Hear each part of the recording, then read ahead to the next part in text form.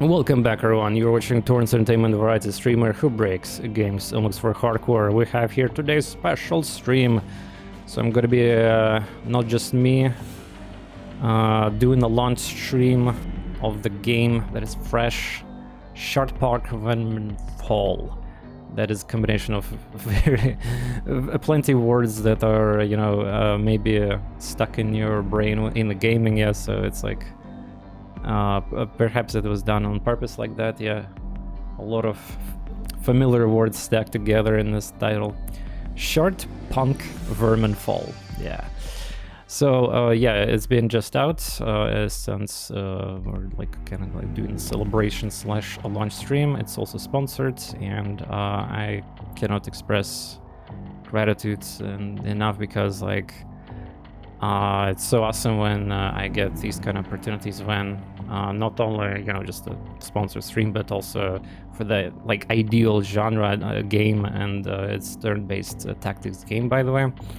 So, and they specifically chose my channel too for this, and there's gonna be developer, I believe lead designer too, so for the game. So you guys can answer submit technically your questions in chat, and if some like game concerns, issues, or like just the development questions or something, and they'll be able to answer on the call here later. But yeah, I'm gonna jump into the game right now, do the tutorial. I should have probably prepared offline for this at the beginning, but honestly I was like busy today, and you know, there was some technical issues too. So yeah, I'll be doing it live. I'm gonna be streaming for till the midnight or something like that. So yeah, and I have some giveaways for this game too, 5 copies actually, and well, for YouTube it's probably going to be irrelevant already information, but well, for the future, of course, there's always giveaways happening on my Discord server at some point. So yeah, they're on Discord, there's a special channel for that. Read the instructions how to do it, it's easy, and the chances are really high because my Discord is not that super active to begin with, and a lot of people miss on that opportunities there. Игру можно... Да. В моем Дискорде есть канал. Просто соблюдаешь условия, как там зайти. Надо смайлик написать, и все. Easy. Alright. What else I need to say here before we begin? Well, the link is appearing by the bot. Yeah, definitely click it once to support the channel, or consider wishlisting the game or buying it. It's on 10% launch. It's a really cheap game too when it comes to indies, so there's that. I don't think the game is available on my Nexus store, but I can double check that right now.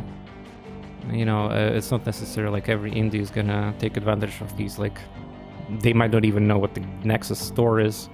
So yeah, usually, yeah, they don't have this Shardpunk. It's okay.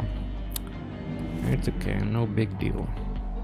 But yeah, casual reminder that I updated, by the way, my Nexus store. You can pre-purchase or buy some popular games that are coming soon, also or the release, like War Tales full version or the Age of Wonders 4 pre-order, and a few just in general the games that you look forward to buy on Steam, but you might want to support streamer too a little bit with a couple bucks as an affiliate purchase. That is an option, but of course don't use this if it's not in your favor of regional pricing, or Steam got some sales too, like, obviously. Alright, well, let's begin my quality assurance, you know, analysis of the game and everything, as I usually do, instead of just playing. So, I checked already what is menus here, so definitely gonna comment some good stuff, positive feedback. The display got something that I immediately loved. So this is the turn-based tactics game, and when I launched the game there was no cursor lock, so it was here as an option. Fantastic. I don't know. It feels like I did like some beta testing or like demo or whatever. I submitted feedback. There's got to be a person, or maybe developers themselves, that actually already.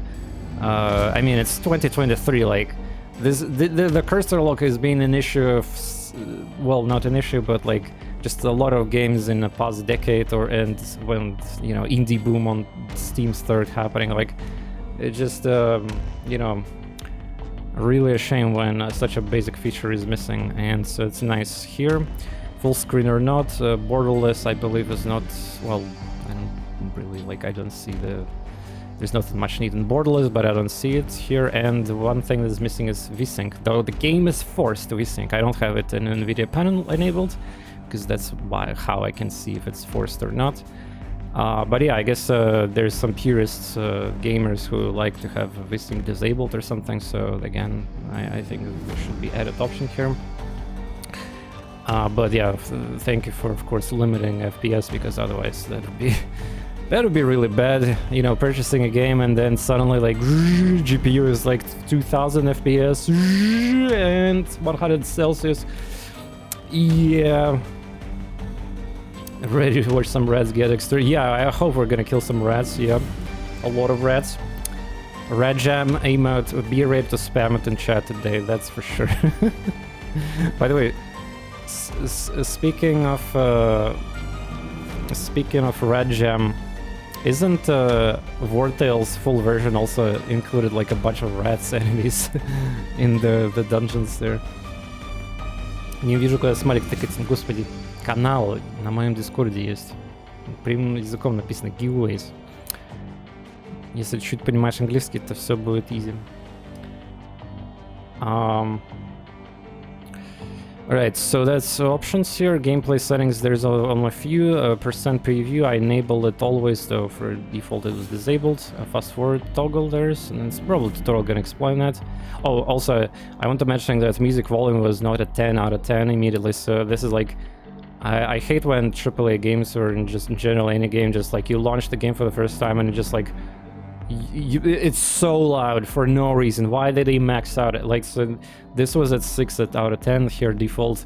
The developer is definitely taking the notes here, so that's good. Yep, keyboard mouse bindings. I didn't test if I can bind them. Wait, why does alt keys have two functions? Yeah, fast forward enemy movement, preview, percent to hit chance. I guess it's intended, I'm not sure. I can ask that question later. A unit selection, browse, escape, perform action. Well, there's gonna be a tutorial hopefully for all that. But yeah, I need to ask about why there's the same key here. Shave head but doesn't shave the beard, that's the spirit. Yep, I mean, why would I shave my awesome beard? Fast forward во время хода врага hidden. Well, yeah, it might be just a different turn enemy in my turn, but still kinda, you know, interesting how it's the same button, for sure. Let's see credits, by the way. Alright, here we go. Lead designer, and dev problem, retro vibe. Hell yeah.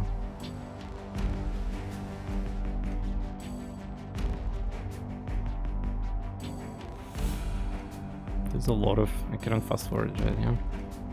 Oh, Flagny! Opa! There we go! Wow, Foy is here! Oh, Speak of the Discord place. Yeah, I seen, but I still hear like in the menus right now and stuff. I would like to do the tutorial one moment. But yeah, I cannot go back. There's like it's a tester, right? Yeah, actually Foy liked my tweet and retweeted that. Yeah, I think too. Yeah, I believe that was tester, right? Like internal QA testers, special things. Play tester. There we go. Yes. Got some familiar faces here. Well, I mean, I cannot like Brian, for example. Who is Brian? I don't know. When there's nicknames, yeah, that's Sinclair. Oh, Sinclair. Oh, but yeah, I think he played a demo and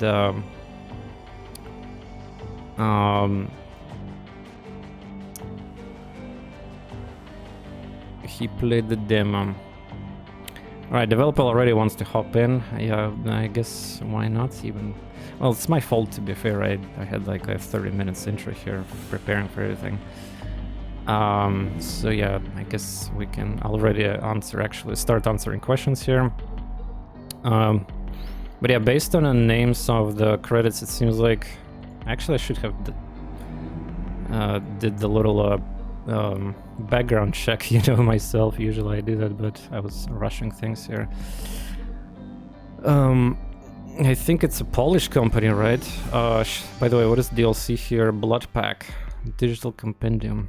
The game got released. What is this? Blood Pack. Let me see. Download DLC pack filled with blood, gore. It's a free. DLC pack filled with blood, gore, splatter to literally flesh our carnage dealt with steampunk weapons and vermin hordes. Observe the damage caused by your ingenious tactics and strategy in all gory detail thanks to this free DLC.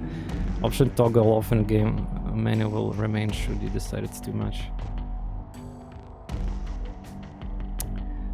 But yeah, Clockwork Pile developer. It gotta be. Yeah, that's a Poland, 100%. 100%.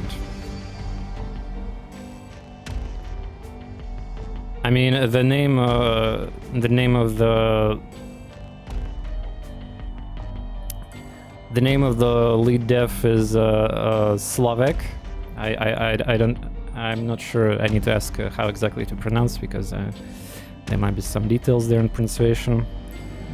But yeah, I can already start the call here. Just preparing here things.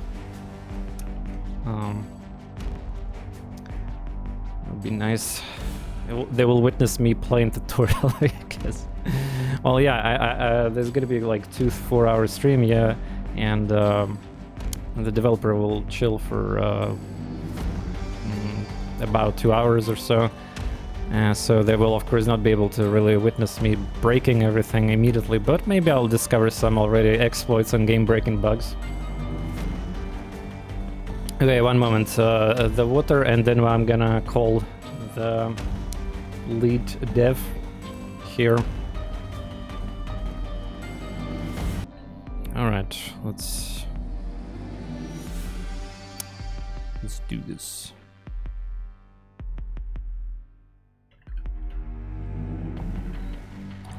I didn't test with developer call actually, so there might be like need to some configurations, yeah. Alright, where is this?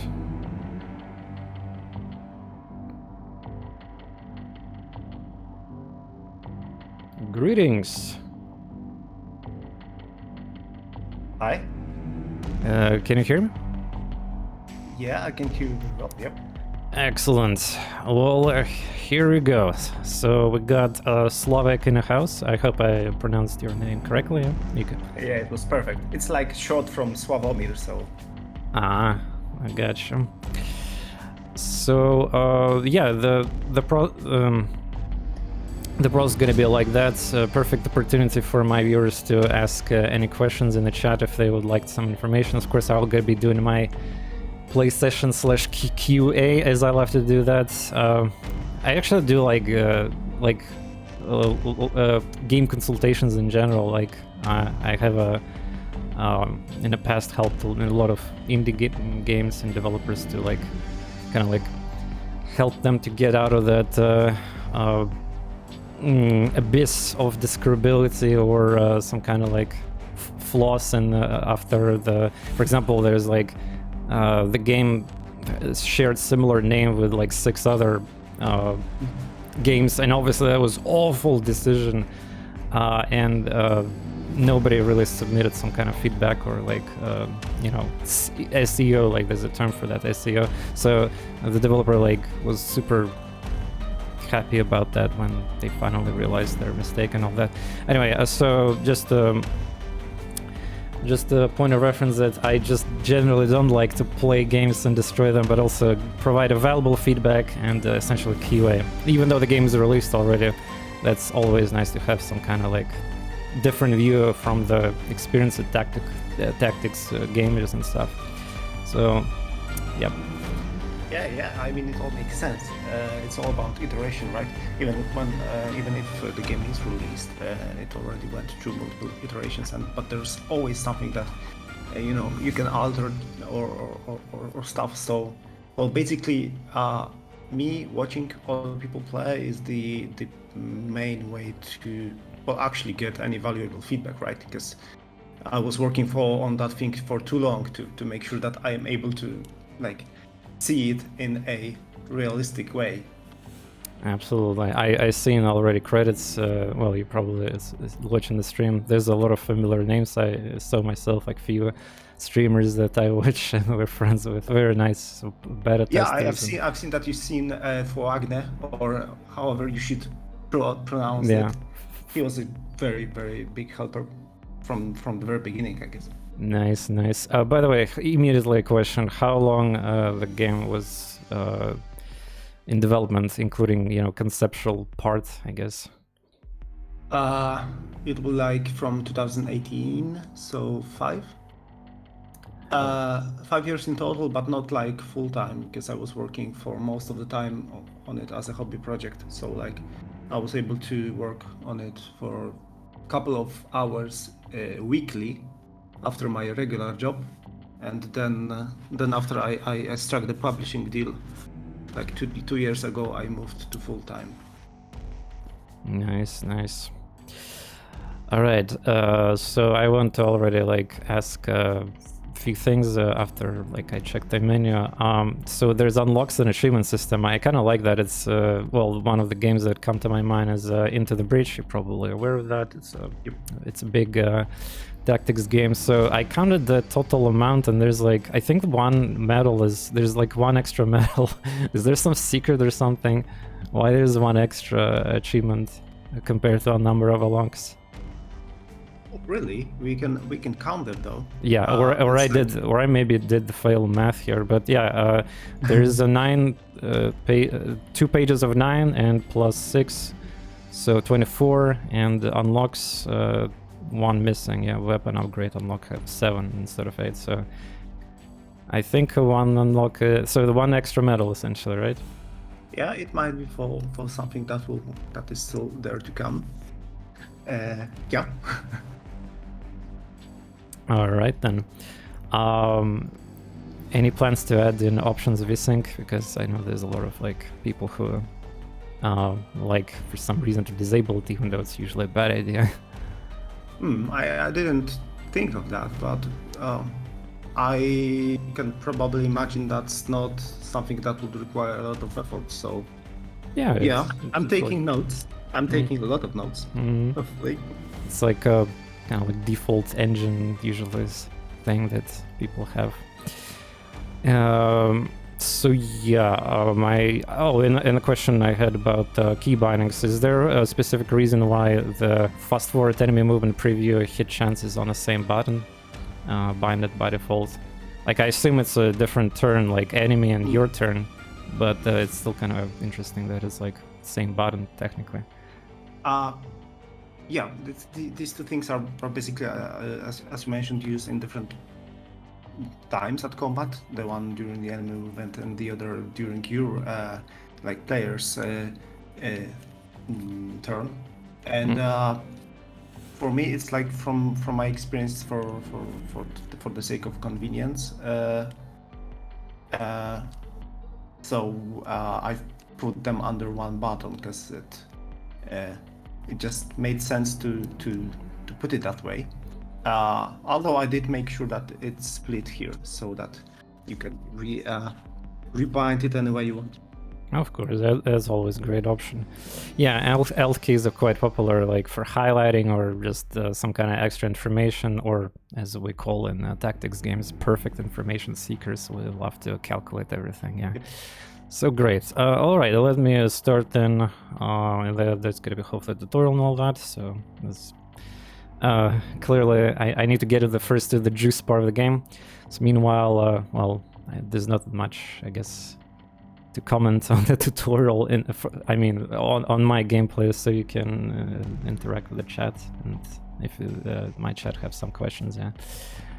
But yeah, hopefully I will not embarrass myself in a tutorial here or something. But yeah, need to get the lore of the game. We're gonna be exterminating vermin. Let's go. And of course, congratulations on release, by the way.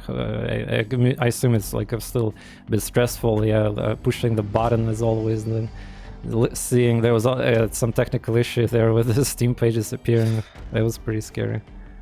It was like the first game release ever in my life, and and then we have some technical difficulties. So yeah, luckily they were quickly resolved, but yeah, you can imagine how exciting and stressful these times are. Yeah, but also yeah, I'm pretty excited for it to being finally released. So yeah.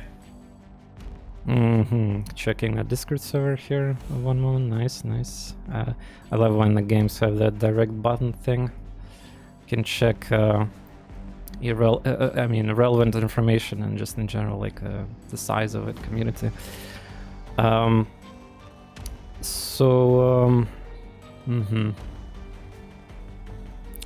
Let's see. There's gonna be probably while we're streaming, there's gonna be people in Discord's Steam forums already posting some angry threads, as usually it is. But yeah, let's go. Shardpunk Verminfall is not an easy game. You will run on low on resources, and you will feel overwhelmed by enemies during your first playthrough. It's part of experience. Yes, great. As you play the game, you will unlock new skills, upgrades, and characters that might take the game easier. I'm just in on my big game. I mean, why would this appear again? Or pop out, I guess, if you just play and maybe it's just the same thing. The game is like...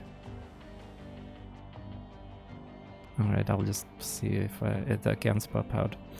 So it's 3 automatons. Yeah, we're seeing on the character selection. Starting party. So we have 3 characters and 1 robot slot. Use skills. Well, I don't have any context of skills yet, so we're just gonna have to kind of like wing it. Reflexes, base defense. Wait, that's just the negative trait here?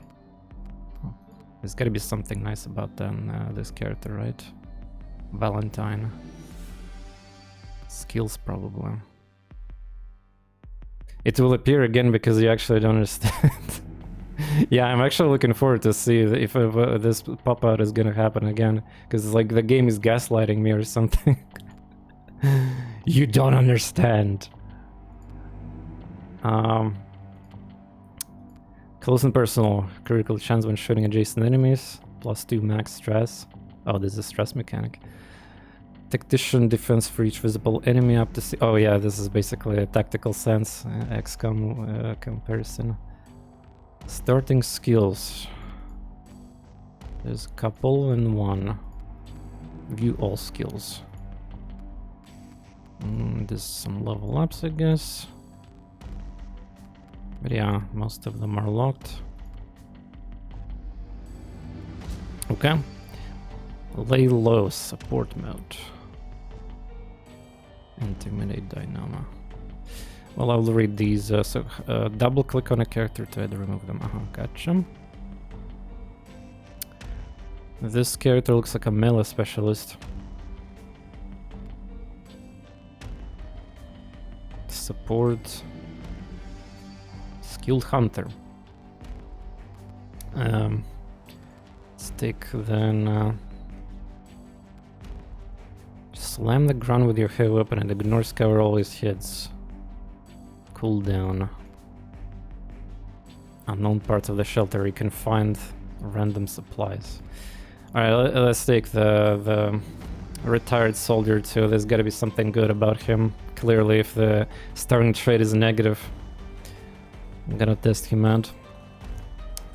Game settings. Tutorial level enabled. If enabled, recommend to new players the first mission is introduction tutorial. Disabled, the game starts with regular combat. With some starting weapons difficulty. Well, it's a sponsored stream, so usually I do normal difficulties, but you know, I should be very much qualified for the hardest difficulty. So we'll start on hard. Get time to get wrecked. All right.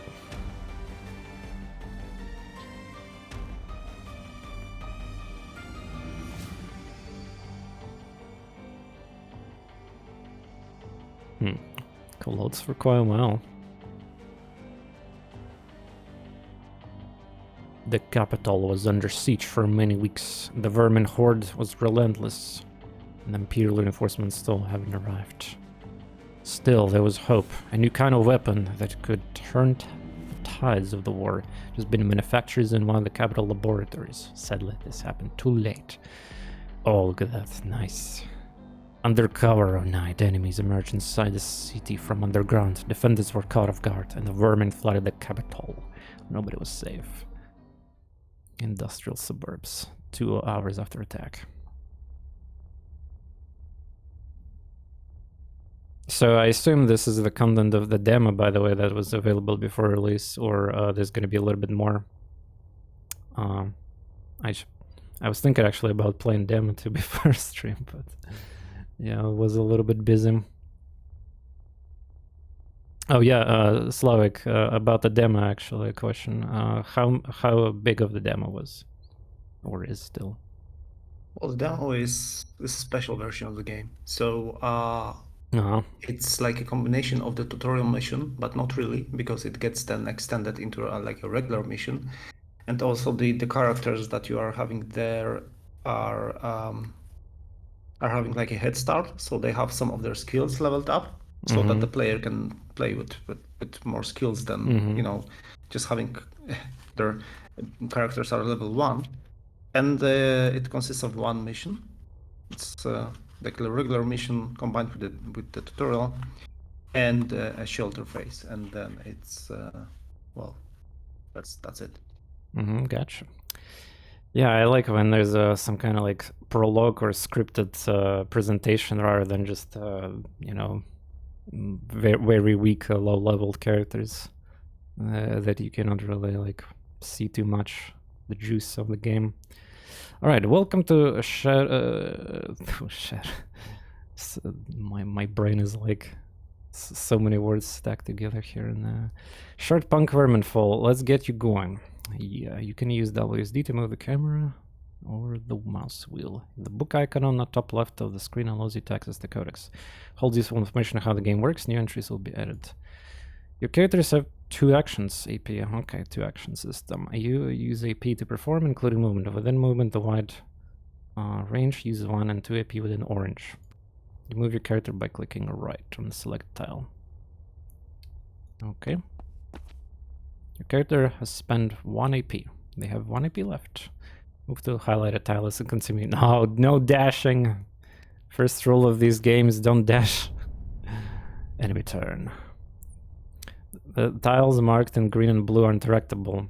Green tiles indicate places that can be searched for loot. Green, okay. What about the blue? Move to the green tile. Use the search action. Actions are displayed at the bottom of the screen. Select, yeah, my camera kind of blocks this right now, but it's fine. Like, we'll figure out where to put it, maybe, if it blocks something else. So I'm reading the whole thing anyway. Select the action icon, then I click the blue button. And search.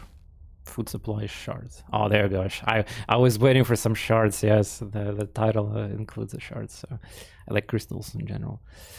You managed. I have this weird thing that I as a person who, you know, I'm Russian and English is my secondary language, though. Some people might assume that it's like 50-50 now, considering my life choices and streaming career. But I learned a lot of words and just about the gemstones in general from like old video games, for example, like D&D, Neverwinter Nights, and all these type of games usually fap to all sorts of loot, including gemstones and all the names of them, all the colors. I learned what colors represent with gemstones. It's not, I don't know, like random fact. Video games are helpful. Yeah. You managed to find some items. They have been added to common inventory, which is displayed at top right. Ah, so good. So my camera would block that then. So somewhere else need to be there.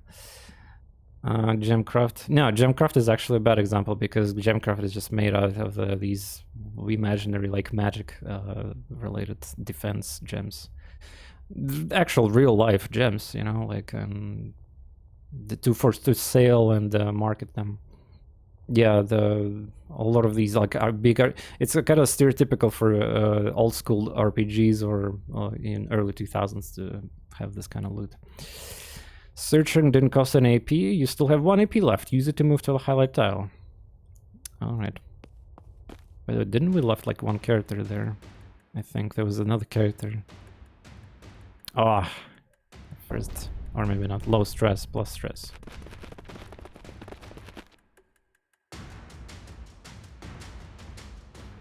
There was there is a character here sitting, so but they're not playable. Vermin approaching, select the shoot action. With the action select, you can switch through targets using tab or QE. Okay, that's great combination. You can also click on the rat head icons and enemies themselves. Kill one of the rats. Oh yeah, this is kind of like XCOM 2 inspired, I guess. Icons. And shows the percent on based on... Yeah, the enabling it always is pretty handy. So gives you preview where on which tile. Nice.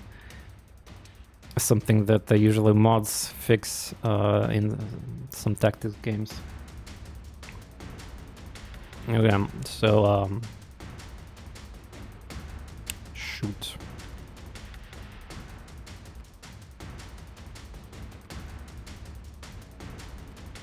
Red grunt. The crits. Great shot, you have 1 AP left. Use it to shoot another enemy. Is it? I didn't try it, but could have moved closer for the 100. Alright, time to get hit. No damage.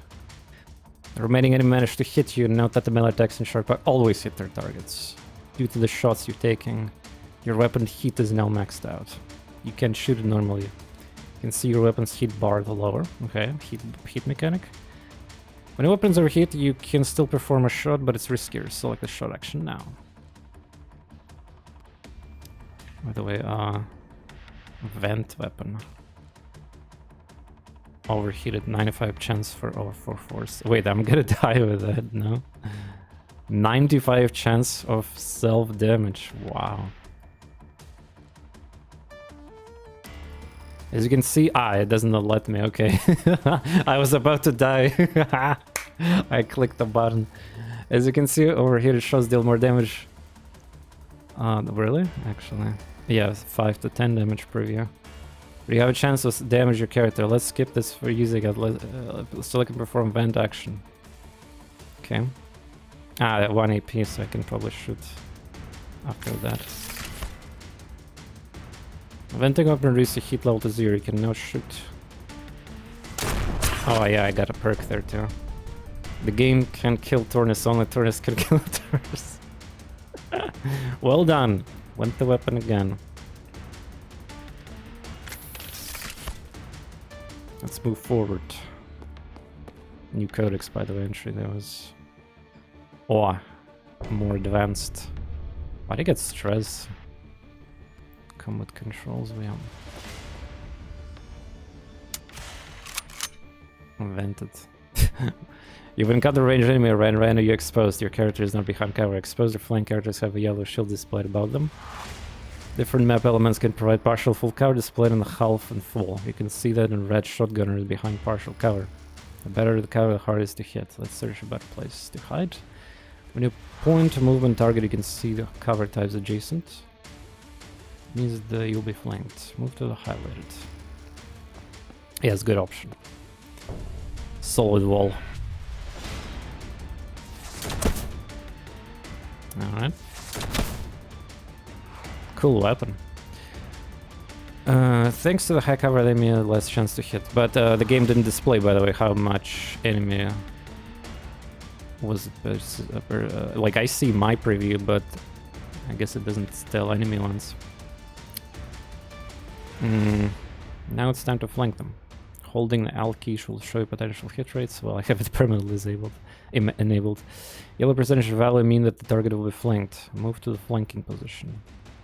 Why not to point blank? Wasn't it better? You have a clear shot. Yeah, I could have just... Well, I mean, technically, I guess it's like open from that side, but I don't think there's anybody there. Silly tutorial. I have a close and personal perk too there. You scored a critical hit, shots deal more damage. Just to be clear, critical shot chance is not related to flanking.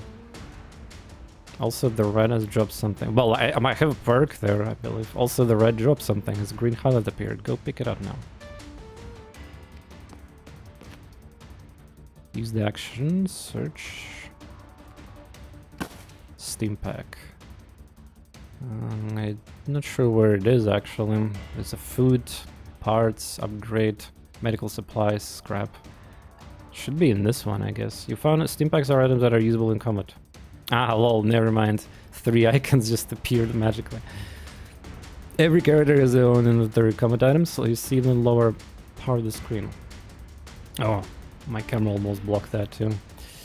You can also see total number of combat items in every character you control at the top next to the combat items. Steam packs can be used to heal your characters. Perform an action to use one now. Heal self for 2-3. Poison. Restored after combat. Wait, restored HP will be removed after combat and will have to be healed by a shelter. Increases stress by 2.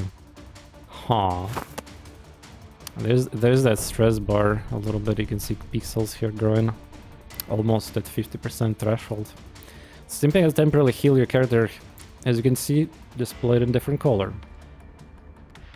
HP healed in combat will be lost. Yep. Let's keep moving. Dash. Oh yeah, let's dash. This is always never punished, right? And these get stress. I think I have exactly 50% now. Maybe not. Your character can set up reaction overwatch shots, which triggered during enemy turn. Execute overwatch. It will automatically on your turn and use both AP. Oh, it shows the range. Fire an enemy that moves within your line of sight. Your chance to hit is above or equal for... Ah! It have minimum requirement. Okay. Will be triggered as many times as the current number of action points. Isn't it better to vent the weapon and then overwatch? Because I have already hit that one. But it says overwatch too. So I guess it's not... Also, isn't it better right now to move to cover if my hit is 1-2? Tutorial, please. Don't do this to me like this. Are we destined to die here? High stress damage. Oh, there we go. Weapon hot. It's your fault, game. You did it to yourself. Uh-oh, your overwatch reaction shot triggered only once despite only had 2 charges. Why is that?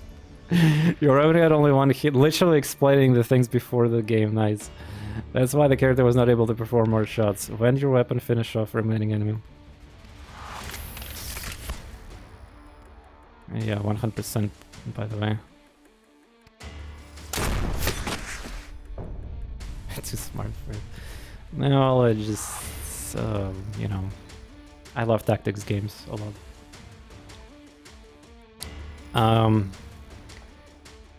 You might have noticed that your character was getting stress points. Yep, exactly. Stress is one way your character stats can affect gameplay. When you max it, can cause your character to panic or receive a negative trait. Wow, I receive negative trait. I read Darkest Dungeon right now or something. Consult the codex for more details about stress. Move to highlight location. Stress levels. Oh, nice. There's animations in codex, like a mini GIF or like a video. It looks very nice in general when you have a dedicated videos, so to speak, in tutorial or codex. Every character accumulates.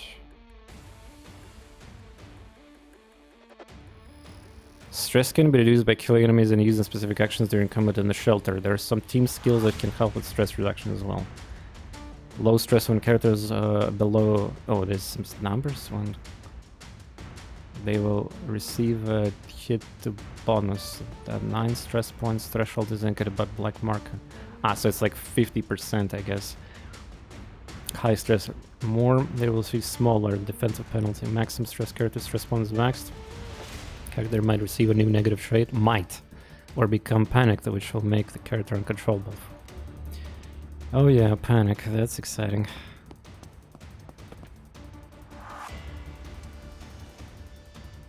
Oh, he's wounded already. Seems like I get stressed by default every turn, or maybe it's only when I see enemy. Overwatch. These rats have set up Overwatch reactions. They will fire at you when you get too close. Note that your movement path preview displays no retraction warning icon. Yes, it's kind of like a Long War mod. Like, I still cannot believe XCOM 2 was released like without some of these like quality of life features, like this Overwatch preview, like, and other icons. So yeah, this is really nice that the game have this built in. Let's push your luck. Try to run toward cover. Oh. And it's also a dash. Oof. Can you just go here instead? It's okay, the game is wasting bullets of enemy and making them bend. That was lucky, the enemy missed all their attacks.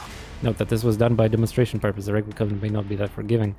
Search this location for supplies. Grenade. Oh, convenient. But enemy Overwatch 2. You found a grenade. Grenades are combat items that are good for dealing area damage. As JC Denton from Deus Ex would say, the bomb is a bad choice for close range combat. You should be able to deal with these rats using grenades. Select the grenade throw action from the bottom list. The point highlighted tile execute action using space and oh, this menu. Yeah. In XCOM games you press space, so it's not surprised that it's a common button for actions in general. Oh yeah, speaking of XCOM, like, the worst part about the rockets or grenades, like that free aim, is that you can like perfect pixel hunting for that, and then like your mouse just like twitches a little bit, and then when you click the attack on a grenade or rocket, and then like it misses because of the little twitch on the mouse. So usually to prevent that, you need to click space or whatever button is dedicated to it. But it's a strict 2D tile-based game, so there should not be anything with that twitching thing. Alright, grenade. Yeah, there we go. 3x3. 100. It previews the chance also here. Interesting. Wait. Maybe just a shot chance. Well, either way. Yes. That will show them. Move to highlighted location. Oh, we got some friends. Hey. Let's push together. Are these characters that I actually selected as my run? Or I mean, it's a part of the tutorial maybe, but characters can swap combat items when they stand next to each other. Move to this other character. Click on a backpack icon located to the lower right. Open inventory swapping window. Transfer 2 grenades from the character to another by clicking grenade icon.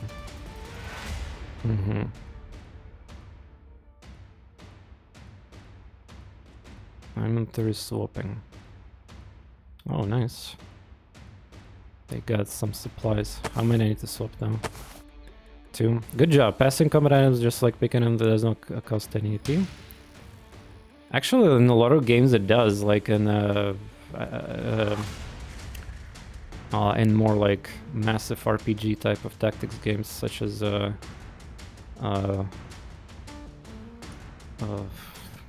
forget the name. Wasteland 3, for example, yeah, Wasteland 3.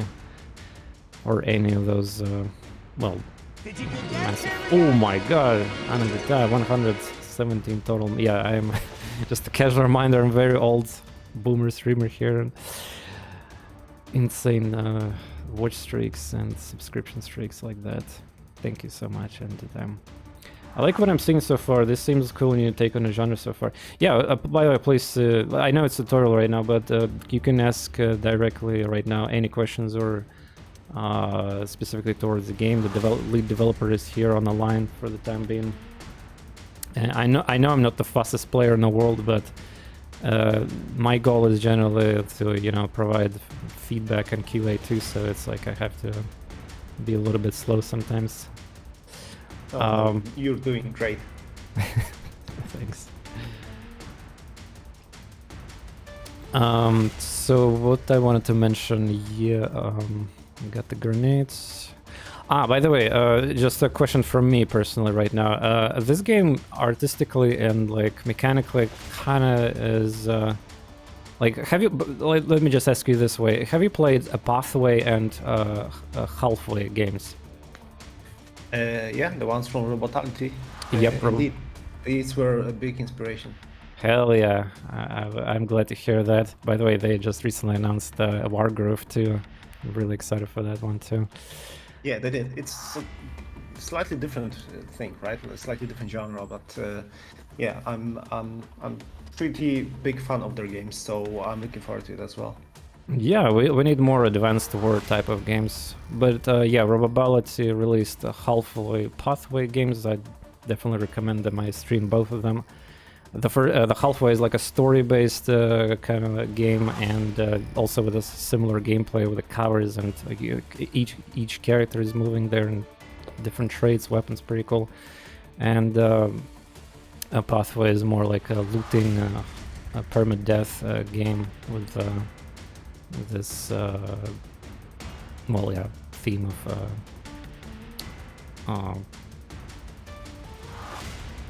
Indiana Jones. Yeah, Indiana Jones and the German camps there and stuff. It's fun. Is Pathway good? Yeah, just literally said that. Of course it is. I mean, you don't need my word for that. Go to the Steam page and you'll see like a lot of reviews there. I'm pretty sure there's a really high rating on there. Anyway, let's continue. You have more characters under your control. You can switch the active characters the same way you switch targets with tab. Nice. Thank you for that. Default button. Like, when I play tactics game, the tab is like, it's like a staple, you know, in the genre. So I'm glad that you guys are essentially not making it harder, I guess, for those who have played a lot of those games before. Familiar. It's like, I don't know, playing Diablo-like action RPG games and expecting things like, you know, pressing Alt for the loot highlight and all that, stuff like that. But of course, everything is remindable, so it's not a really problem either. Alternatively, you can left-click on them. It actually works too. The game will open more from now on. You will gain access to more action points. Action of characters. Remember, your goal is not to kill as many enemies as possible. Your goal is to escape the level. Really? Try getting your characters to safety. Good luck. Okay, so is this tutorial or still the same mission? Like, I selected 3 characters. I'm not even sure if these are the same ones. I think they're the ones. I picked the veteran, and I picked the melee one, and the sniper looking, like, shooter person. I don't remember the names, but it might be that. So is the run is for real right now, or it's still scripted? Yeah, it's for real. I mean, so the tutorial level has opened up a little. You could just continue down the hall and play. And yeah, this is the squad that you selected at the very start. Nice. So I'm not glitching out. I see some characters that are alive here, and most of them are lying dead, but there's a couple still breathing. Yeah, the vermins are destroying pretty fast. Oh yeah, speaking of tutorial, I don't think... What is the difference between blue and green again? The green is looting, but I see the chest with the blue icon. I guess... Yeah, the game will tell you about it. It's basically something that... Well, I need to probably spend AP if I'm gonna make a guess. Make a choice or something. Yeah, you still need to discover a few things, and then you'll be able to to see the difference. I hope. And I assume this is elevator here tile at the end here, like a sign color or whatever that's supposed to be. Maybe it's generator. It's maybe well, it opens the door there.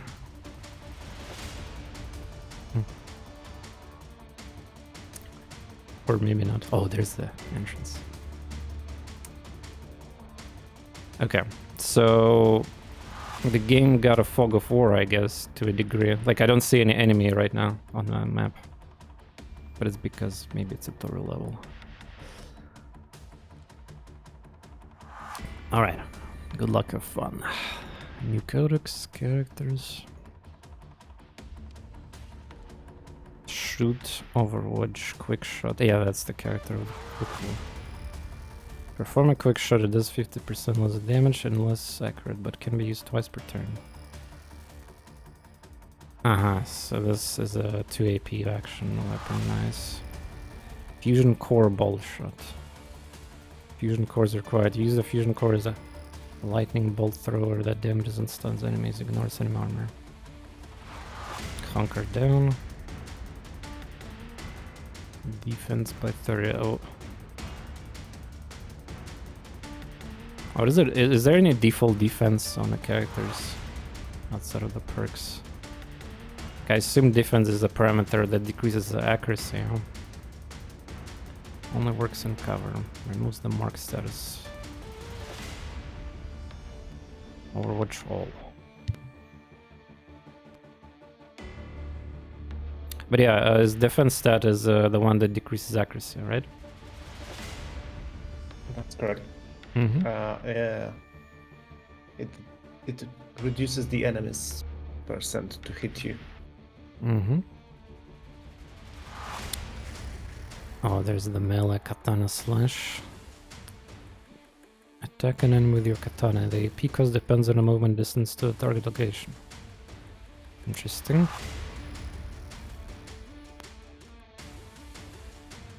The heat. Team skills unlocks.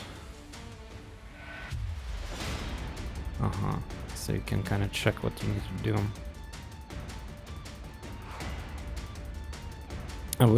Wait, this is a page for unlocks, but I need a page for achievements. One of them.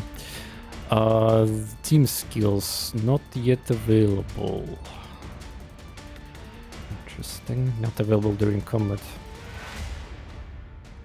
These are the passives that I saw at the start of the screen. Okay, we'll figure that out. There's gotta be shelter mechanic I need to see. Mycroft, Tilly, and Gideon. Or Gideon. Alright. There's a lot of loot here. Yeah, my characters are stressful and out of actions. Let's see if I generate a stress every turn or only when I see enemies.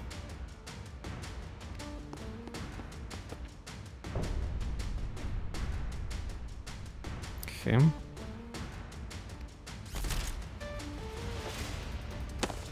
Medical supplies. So these ones are, I guess they're shared, yeah, and that is a personal inventory. Fusion core, grenades, and steam packs. Ground slim. Ignores cover and always hits, so I can hit through the cover, I guess. Cooldown. Oh, oops, I didn't mean to do that. It's cooldown. I right-clicked instead of... Oh. Well, yeah, my fault.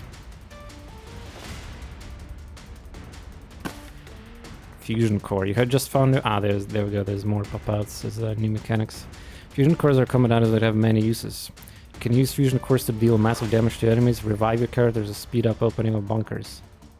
The end is gonna be... Okay, I have to defend. Most likely the opening, the escape sequence. Kind of like Left 4 Dead or something like that. Consult the codex for more details. If you skip reading the codex until now, it's recommended to at least read about visual cards. Gaslighting. Immediately unlock a bunker, which allows faster escape. Deal massive arm piercing damage. Revive your down units. Do not appear often, so use them wisely. Very cool preview. Wow, that's a lot of AoE there. It's like a... Okay, I see. It's a massive lightning strike, as you can see. Stress system, well, not necessarily, just... I mean, it's probably the first thing that comes to your mind. Nothing wrong about that, of course, but... It's like, I mean, think of this as a fatigue or something. It doesn't necessarily have to be like stress as a... Stress in Darkest Dungeon is really like punishing and like mechanic that is brutal. Even... So that was not the clever idea of... Oh yeah, that's absolute bad thing that I just did. Yeah.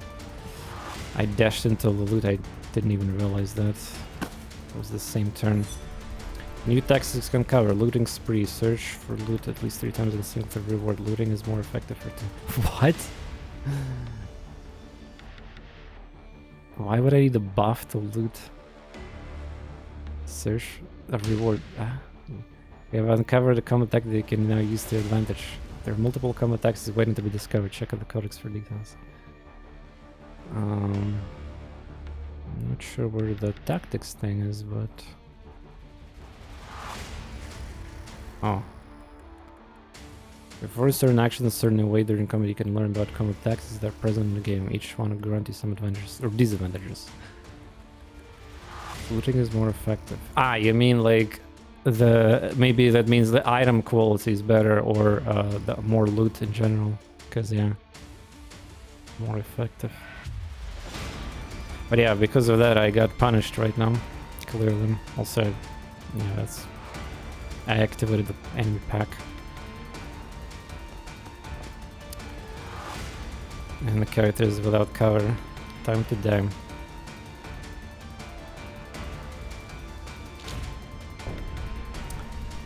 Yeah, that is... unless they're gonna dash. Oh, nice. Ah, they melee me. Okay, looting bonus. Where can I see buff for that, by the way? There was a pop-out right now, but it's... I don't see an interface everywhere about these current quote-unquote tactics. You can see all the buffs if you go to character details. Right now, well, it's explained later in the tutorial, but if you click on the character icon on the top left, it will get it open, and there's a trades button on the left side. Yeah, looting. Yeah, I see it. This is the list of everything here. Okay. Good. Again, that is very nice when there's a perfect information about everything. It's like not concealed or something that just appeared as a text and you don't understand what it is. So. Fantastic. Yeah, I remember that we had the talk on about this on the Discord community, because I do like when games give me as much information as possible.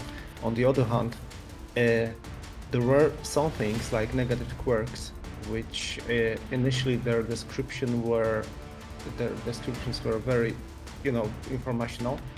So like they were saying that this character has this exact amount of percentage to panic or something like that.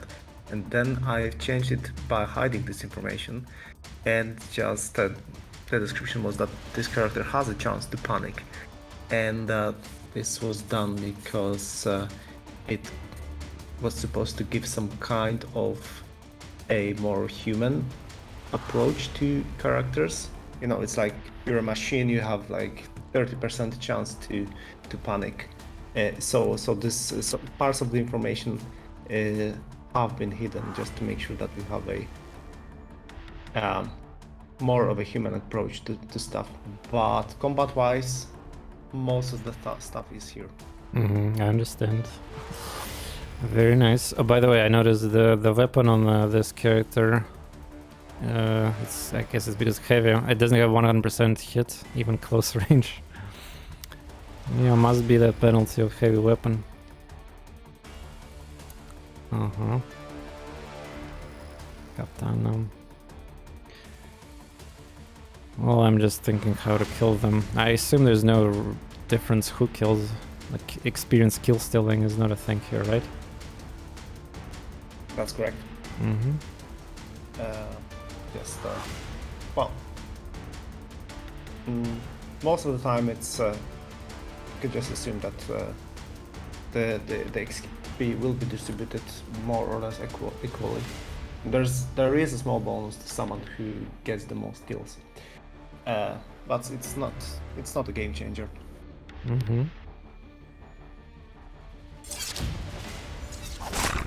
Alright. Wait, what? I thought the red shooter was at 2 HP and minimum damage is 2-4. Wait, what happened here? I didn't pay attention. I slashed with 1 AP. Was there some kind of defense on it? Was it at full health? It had 5 HP. Ah, maybe. Yeah, I just... This wasn't too... I thought there would be a...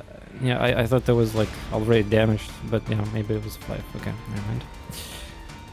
Then gonna do another slashing. Ah, wait, there's the looting. I have a buff for looting. Looting bonus. Good, a grenade. They even say it. Okay. So yeah, you can click the right click or space or whatever your preference is. Pretty cool. Alright, well, I already accidentally used that AoE Garansalam. Let's see the quick shot. 60%. By the way, that preview is well, yeah, I guess if I need to do it myself, calculate it, like if I move here and then calculate the penalty for the quick shot. Commander, stop using explosives. Yeah, how much damage is gonna do? 1, 2. Oops. I cannot shoot with the sniper though. Just gonna do the 60%, I guess. Ah, 1 damage, of course, of course. Of course. Oh, overheated, right. Never mind. Need definitely to fix my weapons after. Don't activate more. Yeah, well, there was 1-2 damage, so of course that happened. This weapon cost 1 AP. I could grenade it, but yeah. Yeah, I'm too close, of course. I mean, even this weapon got a penalty apparently for the close range. Yeah, you see, 10% defense. That also tells you this game is definitely inspired by the interface of the XCOM 2, which is a good thing. I mean, it's like XCOM 2 is such a weird game that even to this day, outside of the modding scene, Long War, and all that stuff, like so many players and including casuals are discovering the game, and like the online count for XCOM 2 is so massive. It's after 7 or 6 years now. Yeah, they definitely like polish and release that game with this experience that it's just it's like gonna work for years and years. Another sad thing about this is I meant to say that Firaxis did like disband most of their team that was responsible for the XCOM, and Jake Solomon left the company, and the right hand of the Solomon left, so it kind of like again we're bringing back to the point that Solomon just doesn't have any more, like, as a game designer he cannot, like, I guess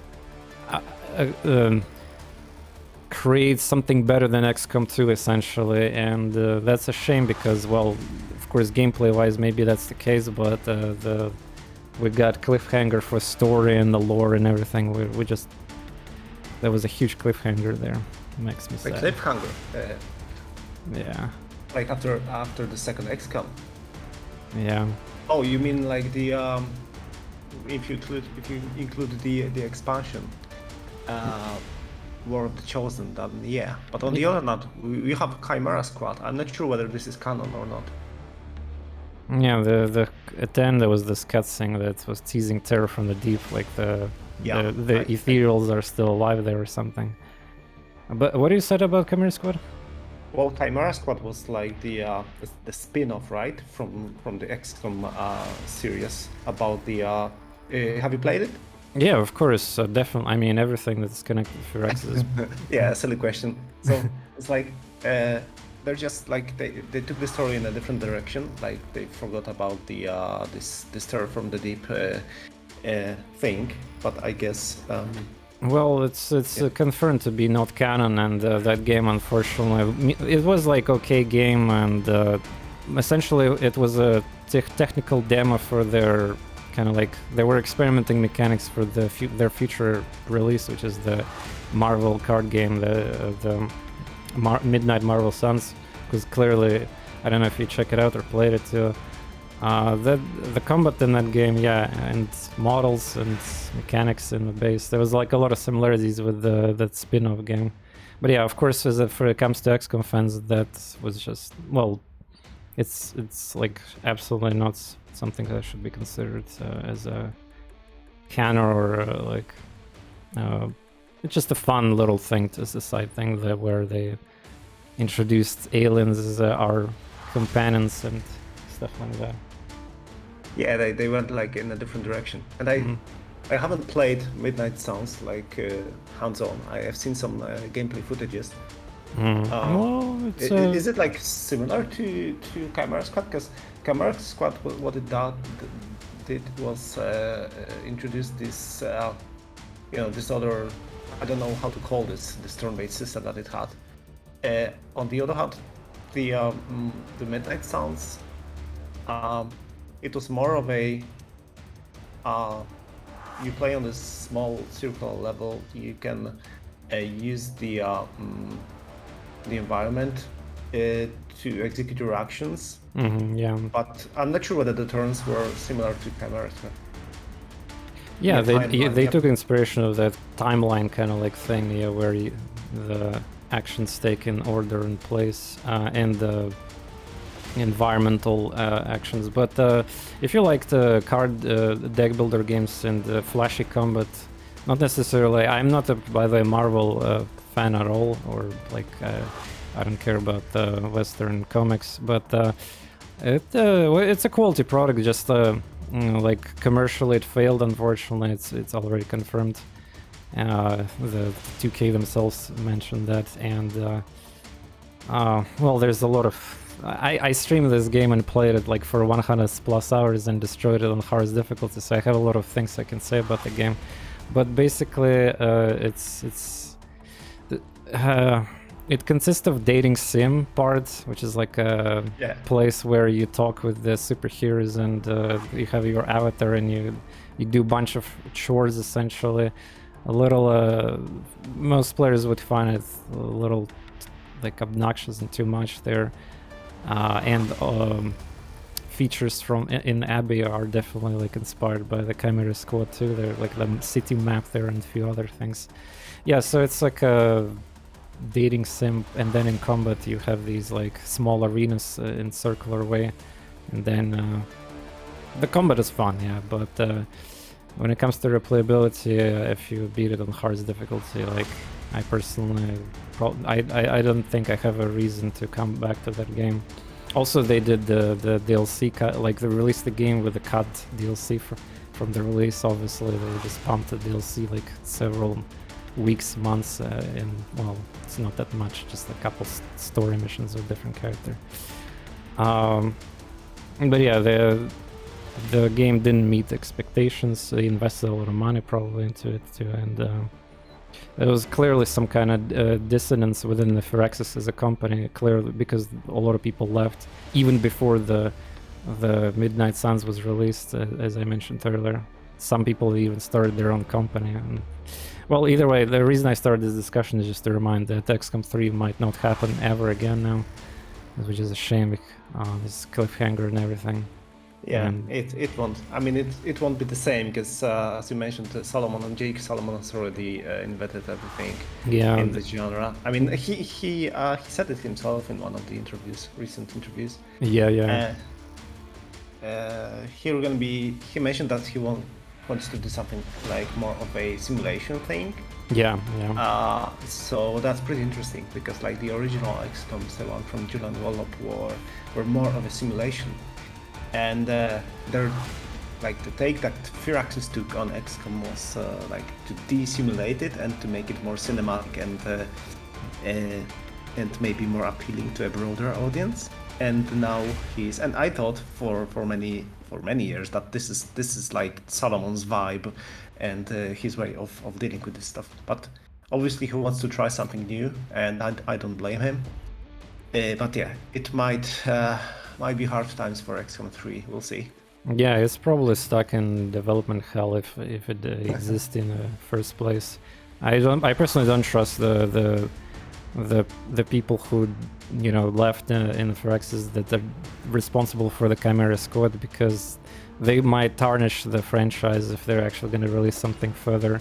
The one with the redemption I could see in the future happening is that they hire some really like some kind of another game designer genius, essentially, kind of like good replacement for Solomon that is gonna get the XCOM to the next level in the gameplay. Otherwise, if they're gonna try some kind of there's also 2K involved as a publisher there, so they might be like, I don't know, I don't have any info, but 2K doesn't have a really good record these couple last years either, when maybe there's some like internal issues.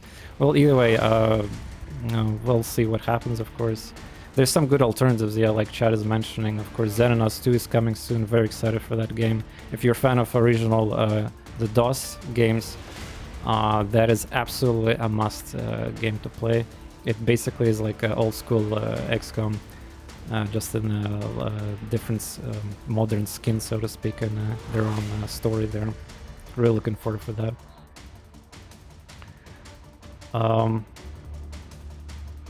Alright then, Shardpunk should just buy XCOM license from 2K and make XCOM 3. Yeah, sure, I'm on it. Speaking of I had this a question in my mind. So maybe this content creator, YouTuber, streamer. He's also from Poland, Marbozir. He's very famous in terms of turn-based content. Have you contacted him for the game or something? There maybe some stream too. I'll have to double check because it's been a busy week. But if you haven't, we definitely should, because he's Marbozir, right? Yeah. He's really busy though, and I could assume that maybe also not. I mean, he might be also expensive, but Marbozir is like, I love his content and always recommend him too. In the community of turn-based lovers. All right, let's shoot the red grunt. Let's see if I'm gonna miss. Yeah, 2 damage. Wait, was that 2 damage? Come on, that's a minimum roll there, right? That cannot be ever just 2 damage. Ah, there we go. When I click on a character, it pops out everything, including the looting bonus. Interesting. Weapons hot, so it kind of reminds you what is happening here. Yep, good. Alright, I didn't die, that's nice. Where's the end turn button, by the way? End turn here, but where's the hotkey for it? If there's any hotkey. Let's see. And turn backspace, huh? That's good. Backspace is also a popular button. It's like developer played a lot of tactics games before or something. Am I right? Yeah, that might be the case. Also, a good question to ask right away. What is your, I guess, I hate these top 5 questions or whatever, but what is your, like, I don't know, like, recent top 5 favorite tactics games that you played? Huh. Yep. Like tactics, you were not dealing with turn-based games. No, well, I mean, Is there tactics that are not turn-based, I mean? Yeah, I know what you mean. Let's loot. The games that we're playing, well, frankly, the most played game for me was Shardpunk, obviously. So what I was trying to do, aside from getting like inspirations or vibes from other games, I was trying to stay away from these types of games, just to keep my sanity at an acceptable level. But if we're talking about well, it's still recent. It would be, well, XCOM 2 will always have this special place in my heart, so nothing changes there. Does Civilization series count? Mm-hmm. It does. All right, so 5, Civ 5. I'm not sure, but I had like 3 separate approaches to Civ 6, and even though I love some of its stuff, it's like in Civ 5 I disliked the fact that there was this global happiness thing, which was basically preventing me from playing wide. Civ 6 doesn't have this kind of issues, but I'm not sure why, but it didn't click. So Civ 5 was a big thing, and obviously the very old game, also from Firaxis, Alpha Centauri. Oh, Alpha Centauri. I guess this is the greatest game. I didn't have it on Steam because it was like, I guess, before Steam was a thing, or maybe I just didn't have it on Steam. So I don't know how many hours I put it, but yeah, the whole, like, my college days and stuff like that, it was just this game, like, perfect for role playing, even though it's like a strategy game. Yeah, that was it. So yeah, we have XCOM, we have Civ, we have Alpha Centauri. Chimera Squad, not really a thing, but we were against of it. Well, Terror from the Deep, so even older Lobster game. Man. And I remember playing it in late 2000s even, and I was talking about this game to my colleagues.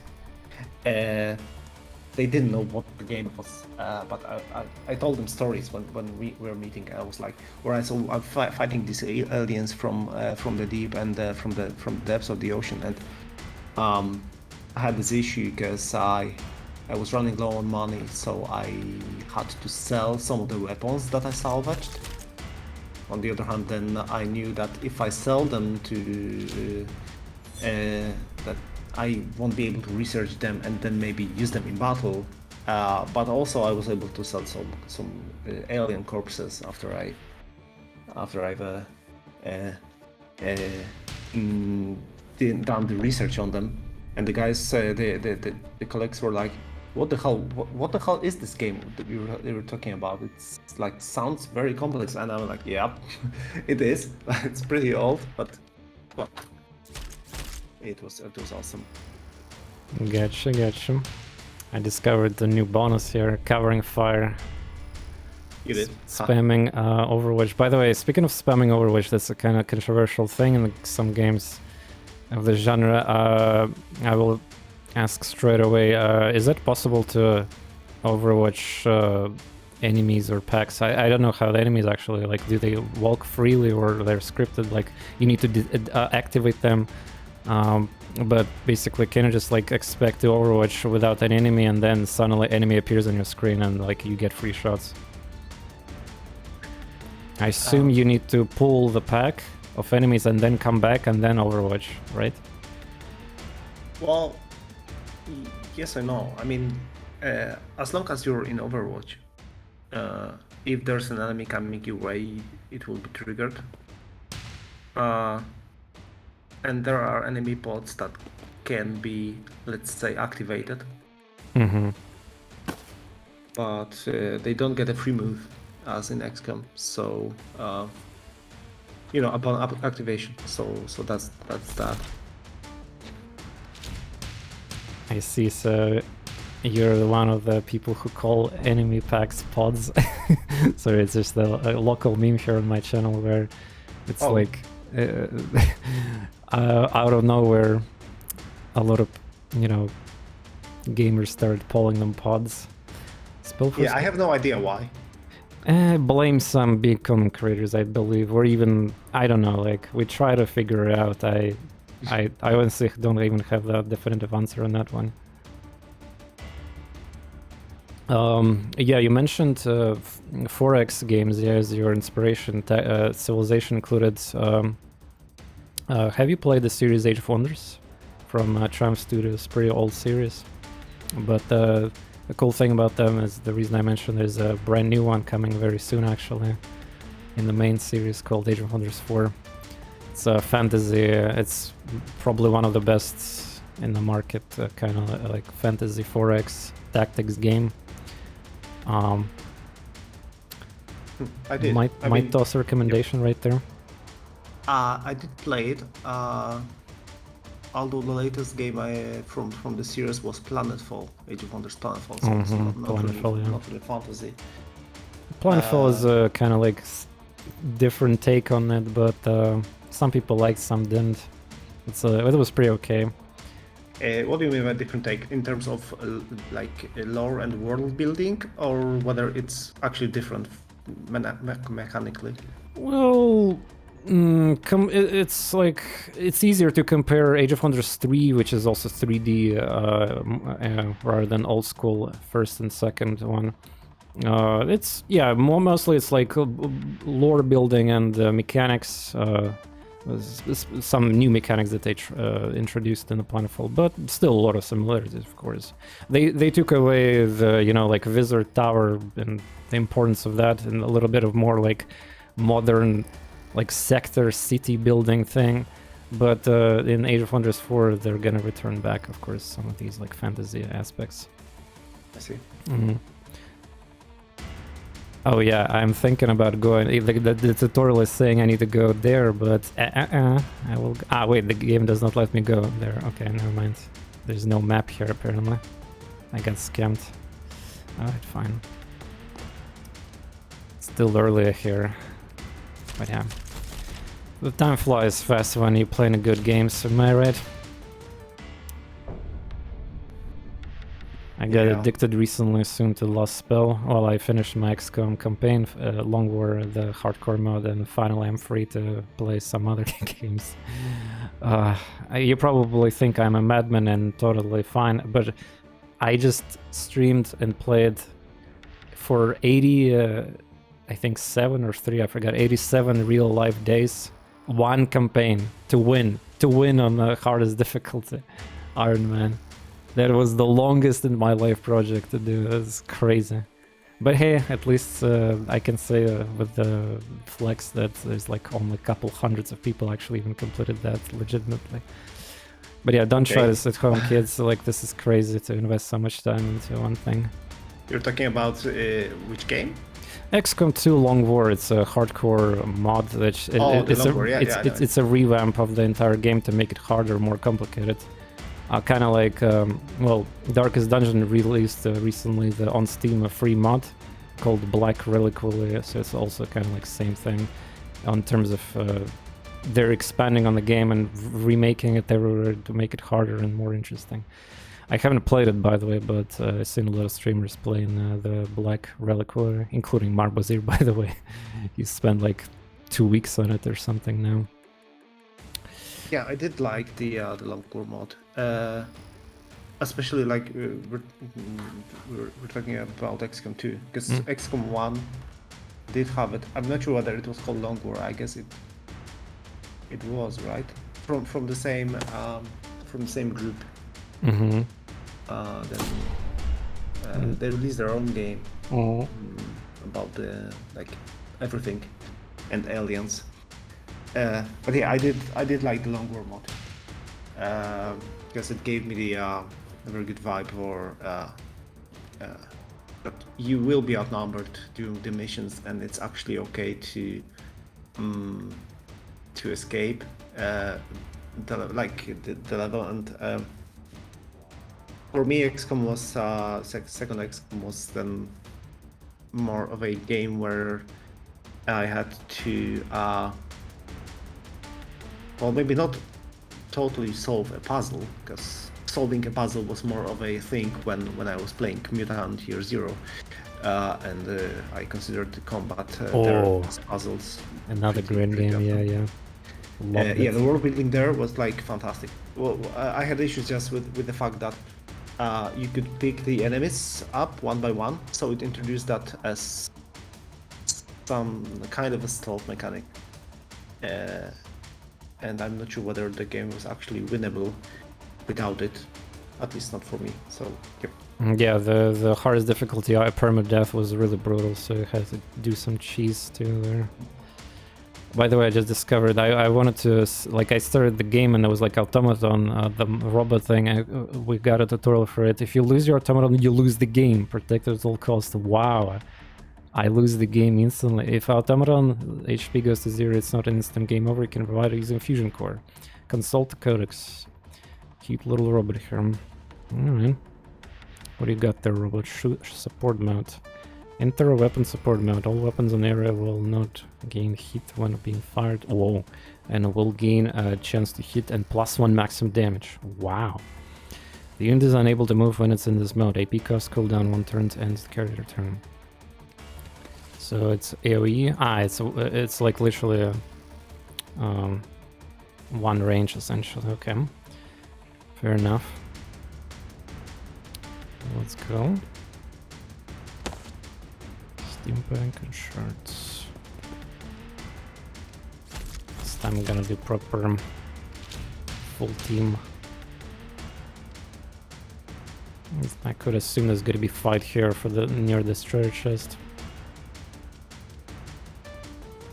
I didn't end the turn. I clicked Overwatch, but it didn't. Oh yeah, shouldn't the game automatically end the turn? Maybe because automaton had action or something. Yeah, What if I would want to game automatically end the turn when I press all Overwatch, for example? Automaton kind of doesn't let me anymore do that.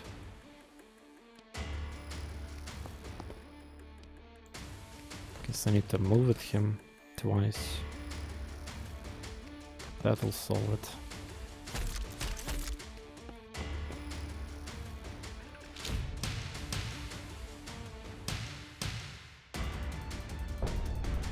Yeah. Oh, I heard the footsteps. Oh, what? They're coming from the above there. Cute.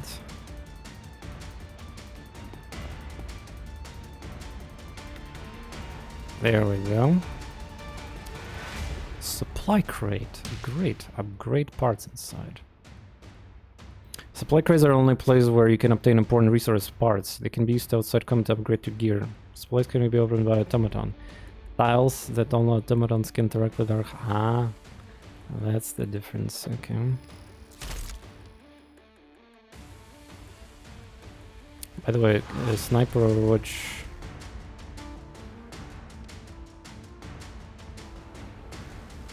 Can Overwatch with sniper with 1 AP?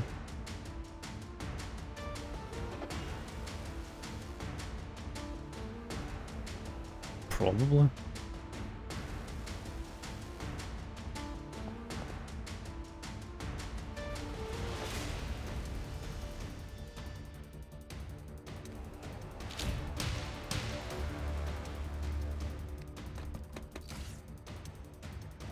Hunker down.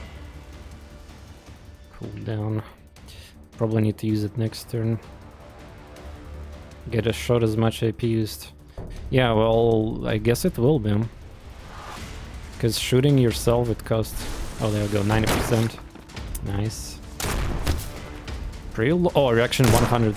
Oof, man, one shot at that one. It was to... Yeah, well... It says because you can Overwatch... So yeah, Overwatch from a sniper is really powerful, I guess. Shooting myself, it costs 2 AP. Feels a little unbalanced if you think about it, but it depends if like I don't know how AI really gonna, like I can put my sniper in a cover and just overwatch what computer's gonna do. Well, either way we got also we can just go fall back. Let's see what computer's gonna do about that strategy, huh? Ah, they're coming behind, and I got the stress from that too. Interesting. Yeah, I can activate the support ability and shoot through the hit there, yeah. But it's fine. It is fine. Wow, look at the range on Overwatch. Oof. Cool.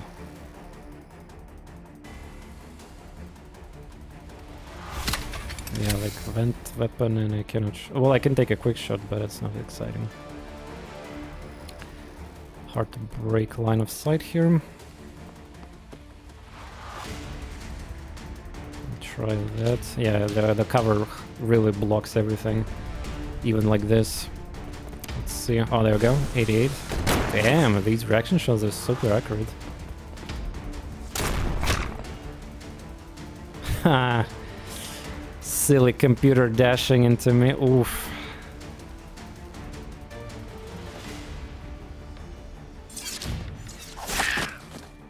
On to the next one. Alright. Stabby stab. So you get a bonus if you loot like 3 things in a span of several turns, I believe.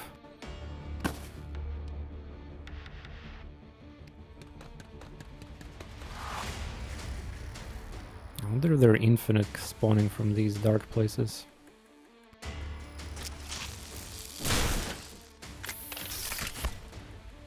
Yeah, so far absolutely no problem. I like what I see.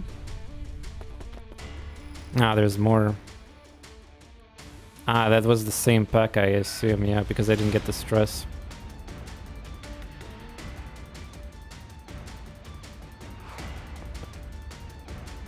Wait, what?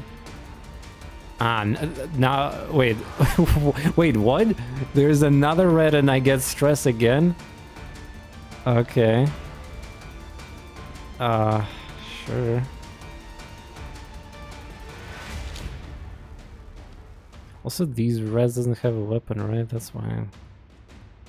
Okay. Oh, bonus. Yeah, that's 100%. Support mode gives you damage. Will not hit. I can do that too. Look at that.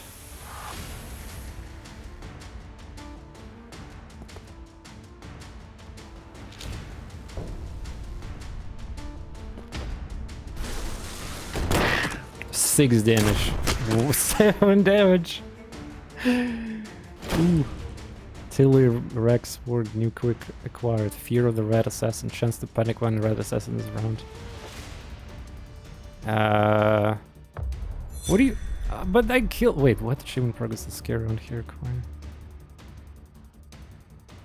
So I got a negative trade and I killed an enemies and I got minus 12 stress. That's unlucky. When by completing achievements, you're able to collect unlocked points, medals. You can use these unlocked points to carry to skills and upgrades. Consult codex. Yeah, like shouldn't it just... I don't know. Well, first of all, I don't even exactly understand when can I do the same thing again and remove the stress. It's the weird timing that I got minus 12 stress and I got like maximum stress penalty there too.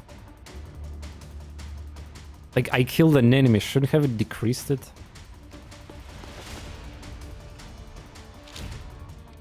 So yeah, don't worry about cover really. Oh man, the game even tells you if you lost support. Nice. And yeah, no hit generated from these shots.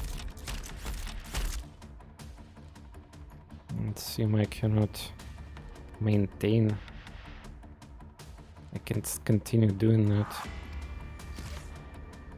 Yeah, or exit. Thought that would be cooldown.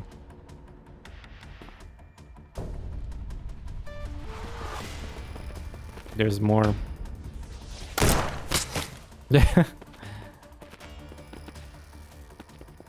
Okay. Looks like they're just spawning at this point. Whoa, that's a lot of them there.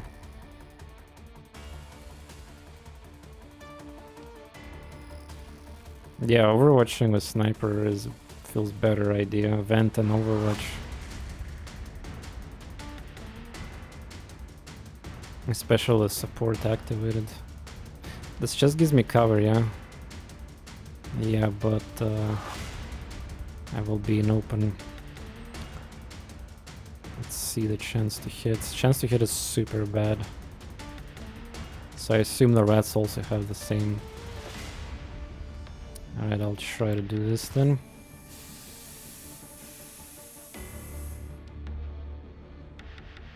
Unlosable strategy of Overwatch spamming. Bonus damage, bonus accuracy. You cannot miss those. There we go. Oof, mineral. 1 damage. Come on, Overwatch. Ow. What is the chance to hit me there, I wonder? Another one bites the dust. Achievement progress. Okay, yeah, we need to heal. Ah, it's temporary HP. Well, it is what it is. Yeah, sure, I was letting it open, I understand, but like... I guess the chance would be 50% or something. 70%.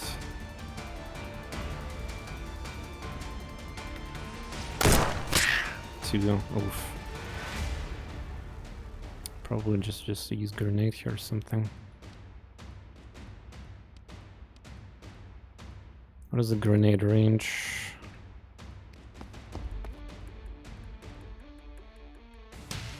We can charge automaton at this spot. If there's an upgrade station present on the map, consider using it. There's still no way to level up your automaton.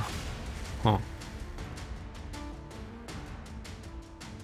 3-5 damage. Yeah, it should be good.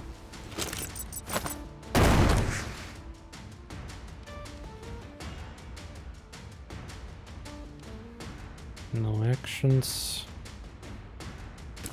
Heal. Alright. Yeah, I cannot move right now. I have a feeling they're just gonna keep spawning, but maybe not.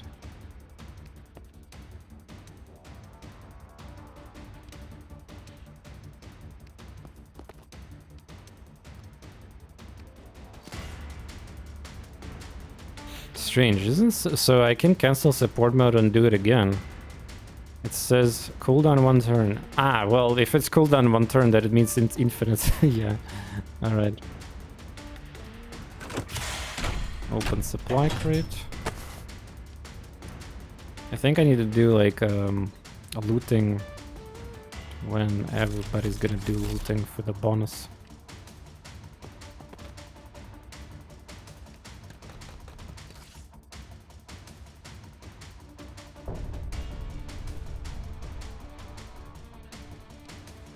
Let's see what this chest station is. Use the power station. The unit new abilities and restores HP automatism into during this process. Charging 0 to 2. Okay.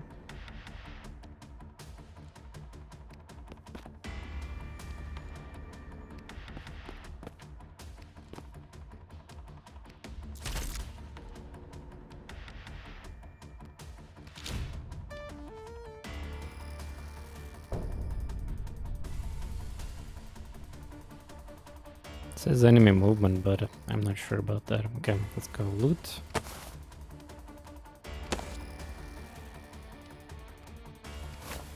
Nothing. Looting spree, there we go, I got it. Oh yeah, can I dash and loot or... I can. Foods, grenades, steam pack, looting... Oh, there we go, you see? Utilizing the bonus. Shard, yes. I don't know what actually it is, honestly, but I assume it's something that for crafting level ups or recovery items. We'll see in the shelter. Wait, I didn't loot that. Oh. Opa, opa, look at that. That's unfortunate. I don't think I can kill all of them, just need to use grenade. So, what I just got, honestly, it says, when I finish charging, it says something like, but it disappeared fast. There's some great modification slot empty. During the shelter phase, you'll be able to install. I'm not sure what happened. TorNis blind, level of build both for combat. Ah, okay, thanks. Yeah, it disappeared pretty fast there. I was just kind of just melee. Okay, we have a couple grenades, yeah. AP.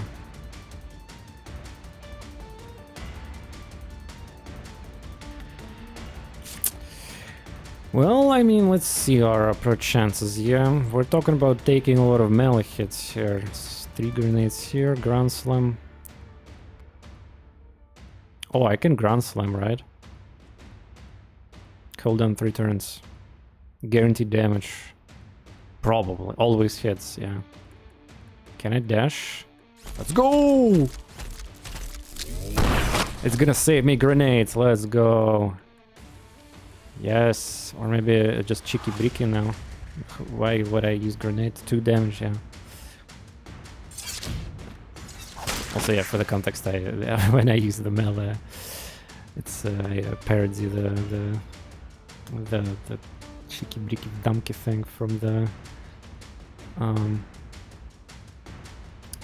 the Stalker series.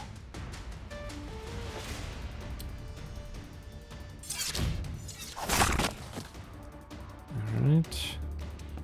Yeah, it felt like they spawn new tactics discard, bring them, kill enemies, and reward +2 damage. Wow! +2 damage for 2 turns. Yeah, so this game features these like convenient bonuses that you need to constantly keep. You need to memorize basically the triggers for them, I guess. But yeah, I wonder if it's just. How do they appear here? It's just a dark passage, but you can see that there's a wall here. Feels like. I mean, I cannot go above there, you know? Is this how the game spawns enemies? I don't know. Possibly a script. Just spawning area, probably, yeah. I mean, Slava could spoil me that surprise if he wants to. Yeah, I mean, previously the enemies were just spawned in. That's like a difference from XCOM. Well, there were reinforcements in XCOM as well. Right? Yeah, like they come again. Right. So initially there were airdrops as well. I mean, technical airdrops, because like the rats don't have any flying machines and stuff, and but I was just generating them out of the thin air, and then I moved them to these sections of the levels that are not accessible to the player, like these dark corridors, and then they spawn there and then make your way towards it. 5 turns down. Let's see if a character needs to be standing there. Hopefully not.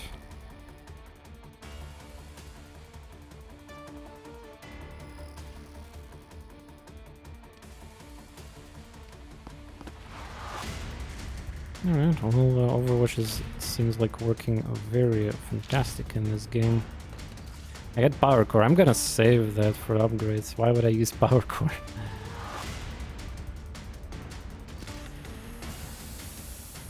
Support mode for sniper is really strong, since they do massive damage and heat is not a problem. Yeah. I mean, yeah. Let's go here.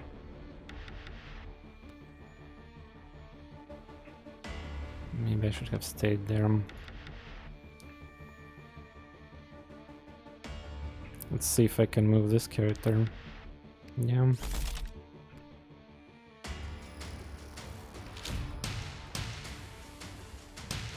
The covering fire thing is useful. I'm probably gonna get punished eventually in a game that's gonna be... Ah, there we go. I spawned from there. I will get punished by some grenade immediately. Who they're attacking for 4 damage? Wait, what? Slug, did you see that? I was shooting with Overwatch, like, is in the darkness or something. It says 4 damage, but I didn't really hit anything, I believe. Well, something did receive 4 damage, so probably just a case of game not rendering the corpse. Not rendering. Like went into your vision. Because you see, there's the Overwatch range, so clearly I guess I should have seen the corpse render, like it's in my range, but... I believe it was like just one tile be above the rat, so it was on its way from an invisible tile to a visible tile. And it just dropped dead before the visibility calculations kicked in. I mean, the calculations were there because you were able to target it. It's just the sprite didn't render, and then, well, it was already dead. Fair enough. The pistol got a big damage spread, 1-7 with that bonus. Yeah, I keep hitting some enemies. They're trying to swarm me. Okay, how many turns left? Well, doesn't say it, I believe, but it's clearly in progress though. But yeah, looks like, I mean, I don't know about other automatons, but this one is very strong. Ignoring mechanic of vent too. AK reloading essentially. Right corner shows evac timer.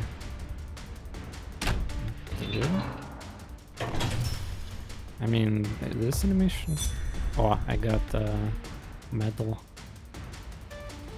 I mean, it was just like going up and down. Unless there was something in the interface. Alright, there we go, we can escape. Shelter. Right, I need to cancel support.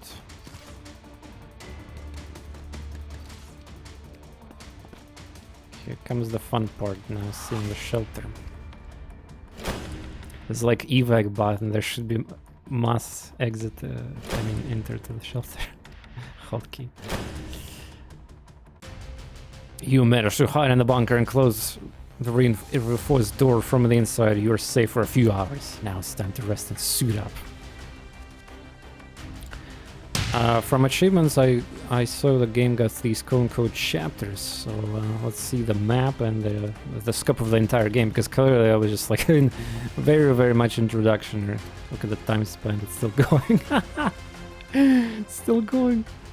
After completing the mission, you can level up your characters. You can also reward with team skill point after every mission, which you can use to purchase new team light upgrades. After you level up your characters, you will be able to advance shelter phase. Close this message to continue. Okay, unspent. Unlocks available. Should I unlock things right now during the run, or it does not matter? I guess it does matter. There's some weapon upgrades and team skills, so... For most of the stuff, it doesn't matter. You can unlock it when you want to. I mean, the sole fact that you unlock a new skill, or like a team skill, it just makes it available for you to upgrade, right? Because you have received one team skill point that you can use to upgrade a skill, which might need to be unlocked first.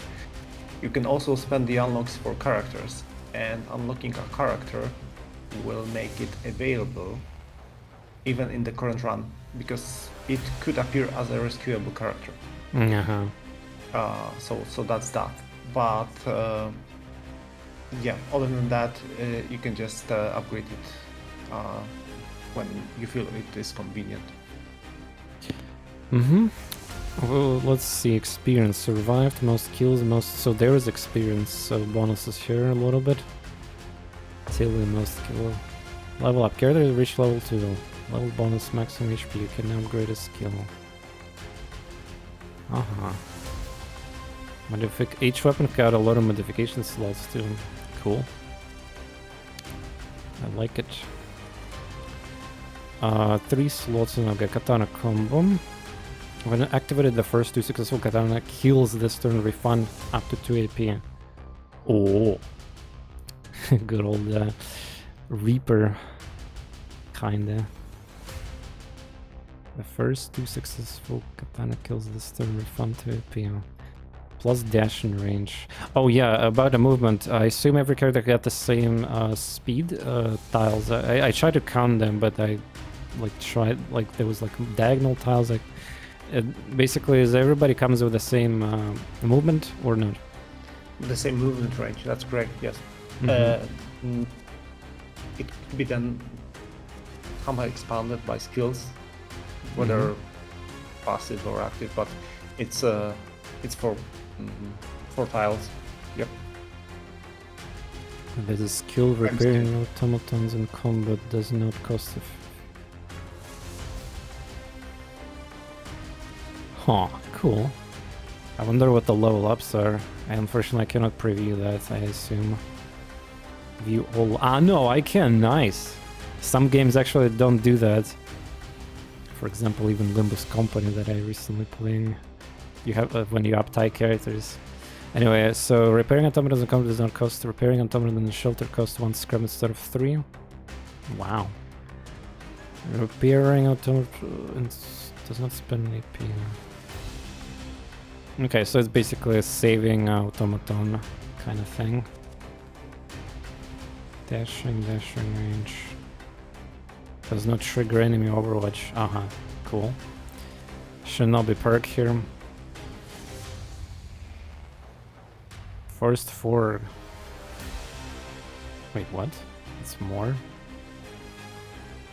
First 4. Wait, I don't understand. Why is level ups on the skill gives you more thing? Wait. When activated the first 4...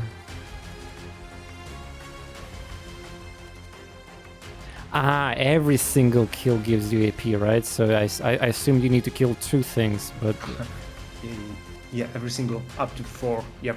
Yeah, it's up to, basically. Yeah, I misread that, I guess. Yeah, the description kind of fooled me a little bit, but it's maybe my fault. That's actually great, wow, so... I can keep killing. This is way stronger than I thought. Essentially, it's like twice as strong then. Yeah, I need to unlock that because apparently, well, on the by the way, what does a hard difficulty entails? There was no description about it when I started the game. What's the difference between normal and hard? The enemies are tougher, so they have more HP. And they can come in bigger packs. And also there are some other slight adjustments to the RNG adjustments. Let's call it that way. Like there's a close call mechanic in the game, which basically makes sure that whenever your character is supposed to be killed by an attack, they have a pretty big chance to avoid that attack, and also perform a counter attack as well. And this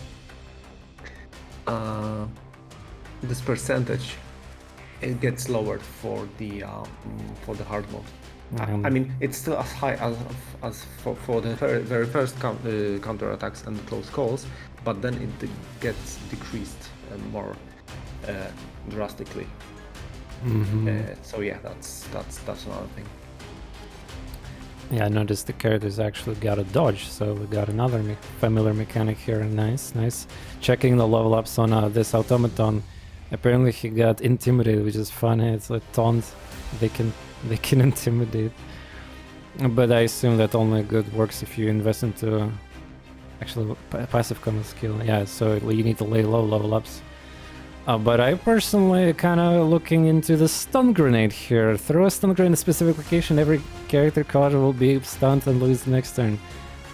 From what I've seen, grenades are guaranteed, so that should be very, very, very strong.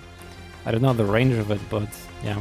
Support mode upgrade also is interesting, gives you +1 maximum damage and even more accuracy.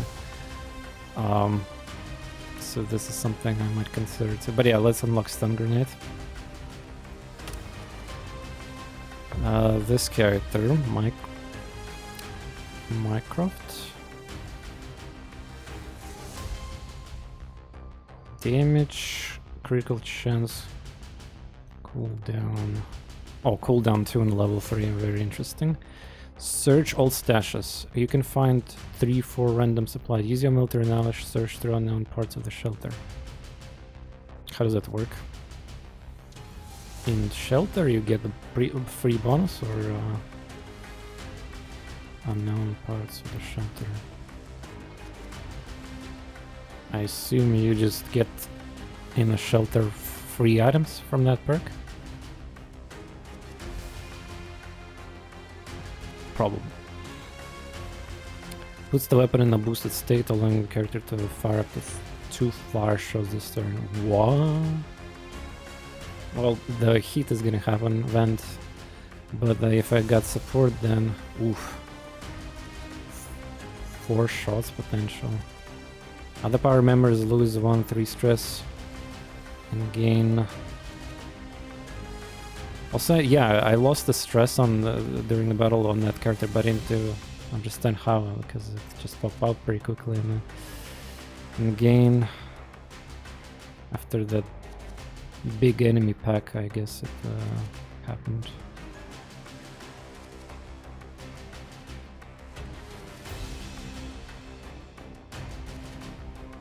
That looks pretty good. Is there cooldown? Ah, it's active shelter skill. That's what it is. Active shelter skill, yeah. So this skill gives it's like you activate it once. Yeah. It's kind of like Star Renegades. That's another great indie game that I played for so many hours. Have this similar system with resting and the timeline combat. It's gorgeous pixel art.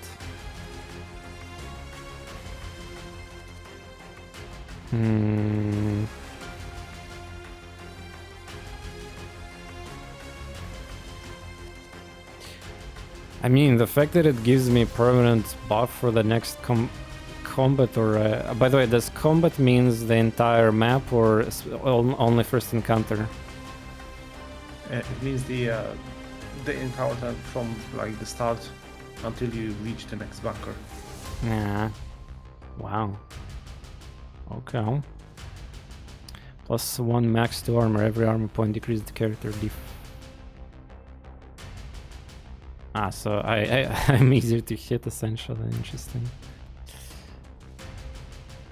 Kind of makes sense. Behavior, becoming kind of like a mech, easier to hit. Yeah, this looks pretty strong. I'm gonna upgrade this one.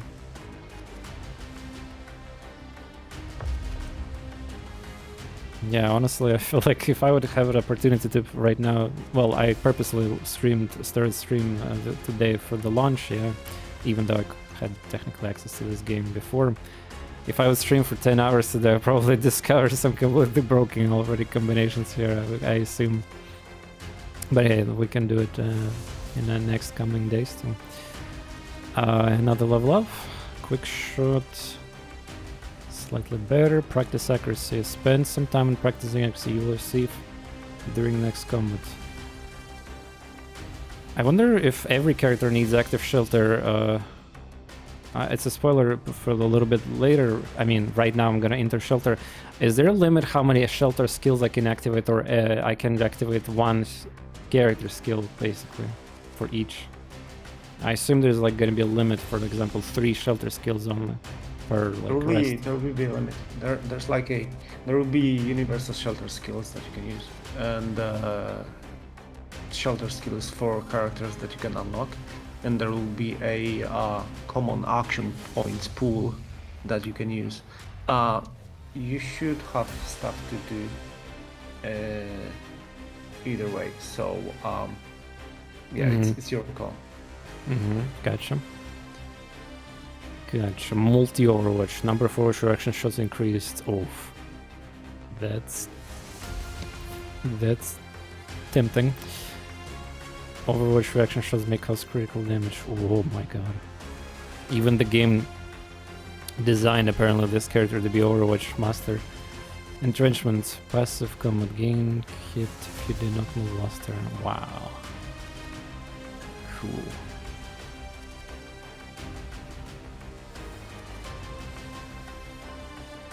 I think I'll try multi-Overwatch. Sounds fun. Many weapon upgrades for... Alright, what else I need to do?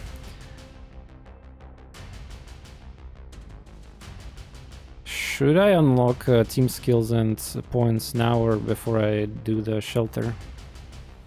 Because like RNG is gonna be maybe different, like new characters or something. You can wait. You can definitely wait. Okay.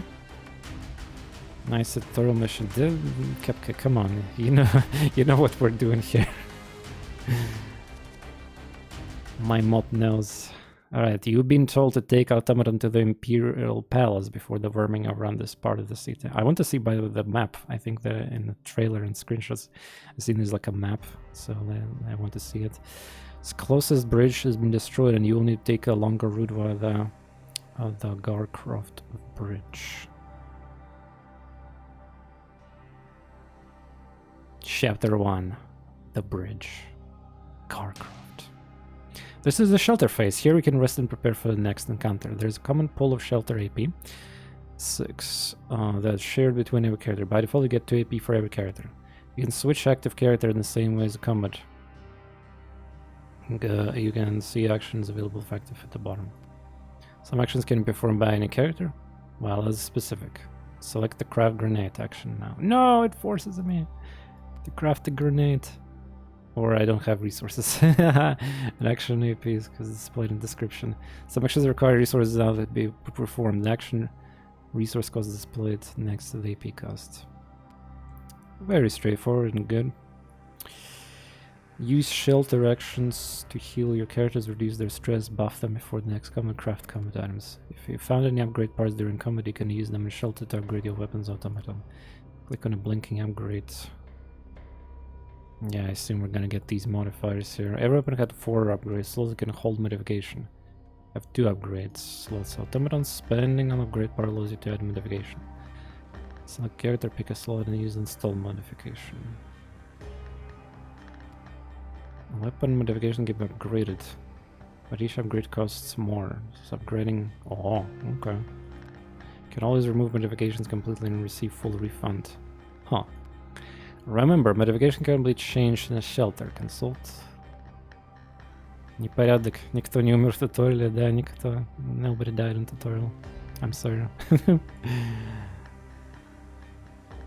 Okay, let's see. Well, I mean, I don't know what kind of modifications even exist, but let's assume I want Tilia. It's not sword, it's melee though. Maybe sniper. Right, I need to unlock them, right. Increased aim and crit. Straightforward. Damage, straightforward. Energy cell capacity. Cell backfire? What is that even? The venting. I mean, yeah, backfire chance 2%, 4% there was like 95%. There's still no way I'm gonna use that. Hair trigger, free shot chance. Oh my god, no, there's a hair trigger. No. Not the free shot again. It's the vanilla XCOM 2 hair trigger. By the way, speaking of the balance, and like I'm gonna mention it since I'm a hardcore like long war player and everything, yeah. So in long war, the hair triggers are different because obviously they're super powerful, and there's another a weapon modifier that is completely bullshit. It's the insta-killing one. I'm still actually impressed to this day that Firaxis in vanilla version of their XCOM 2 introduced such a thing like that can insta-kill anything, sectopals, bosses, avatars, or anything. With a pretty decent high chance too, so off. But yeah, the hair trigger, the same free shot chance thingy. Obviously really powerful. Auto cooling system, free vents. So essentially it's just a free reload. Auto reload, yeah. Armor piercing.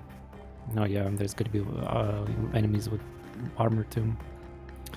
Alright, gotcha. Well, that makes sense to unlock those things too if you want to. Speaking of unlocks, let's check out once again characters, yeah. Skillet fencing. Unlocking this item makes a character playable, allows them to appear as rescuable character in some missions. Team skill, tough and grants HP bonus to human characters. Unlocking this item makes human character reduce the time necessary for a bunker door to open. As a free action to temporarily boost the movement range of characters. All stress reducing skills used in shelter reduce more stress. Increased number of action points during the shelter phase. Well, that sounds fantastic. I need to see what I can do though. And increased fusion core damage, increased healing of characters during the shelter phase. Okay, so what can I do in the shelter before I spend these upgrades? Sharpen the katana. Spend time sharpening katana, you'll gain plus damage from melee attacks. Oof. That looks busted considering also the... I mean, everything looks busted kinda. But just we need to see difficulty spike on enemies. Just murder machine everything. Heal yourself for 3. Oh, it costs bandages thingies, medical supplies, okay. Search the crates. I assume that is similar to this other skill that I didn't take. Scene trailer, you want to be busted. Okay, let me see the trailer right now, quickly on stream again. There's a lot of red. Hopefully. One moment. Ah, right, I'm looking at DLC. Where's the trailer? I'm in a DLC page. Ah, lol, I forgot to install it. Yeah, I wanted to install the Gore DLC. Oh, I forgot. Oh, wait a second, you guys have Biota bundle here on sale for the... Ah, it's because the similar... the publisher, I assume, yeah? One moment. Ooh. Oh, yeah, there we go. Impaler, Biota Swarm, Project Warlock. Wow, you guys have a... Yeah, that's right. Fun fact, I own on Steam almost every game that they have. And I also stream most of them too. Including now, Shardpunk. Nice.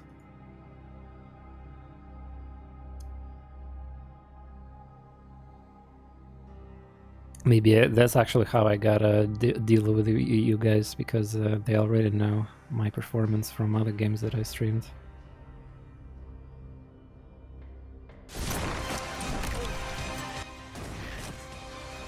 Okay. Nice. There's different tile sets on the trailer. I'm not it's not showed on stream, but pretend that I'm watching. It's just like I want to show my screen monitor capture. Retro Vibe games. There you guys are. A whole lot of Retro Vibes in your library then. Yes. Absolutely. By the way, I'm waiting for the Project 2, their updates. That FPS action was so sick. They redesigned a couple starting chapters since last time I played it. Project Warlock.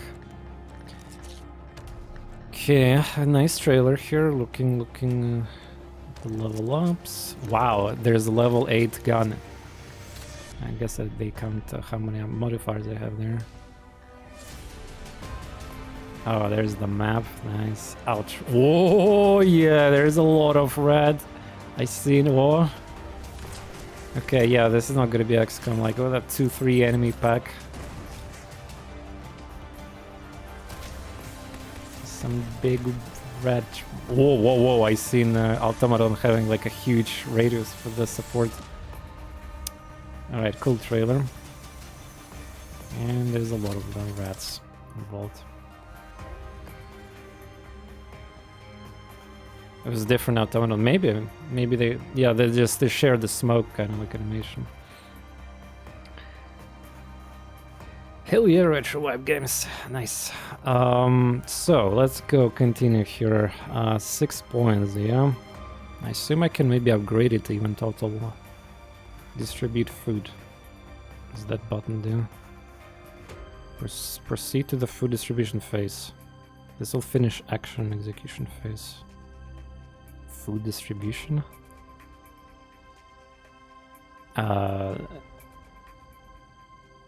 Slavik, can you please explain what is the food distribution? I mean, I could heal with medic supplies, yeah. But yeah, I know there's a food here, but do the characters just start dying or taking damage if they don't feed or something? No, they don't anymore. I mean, they did in previous versions, but it turned out to be too punishing.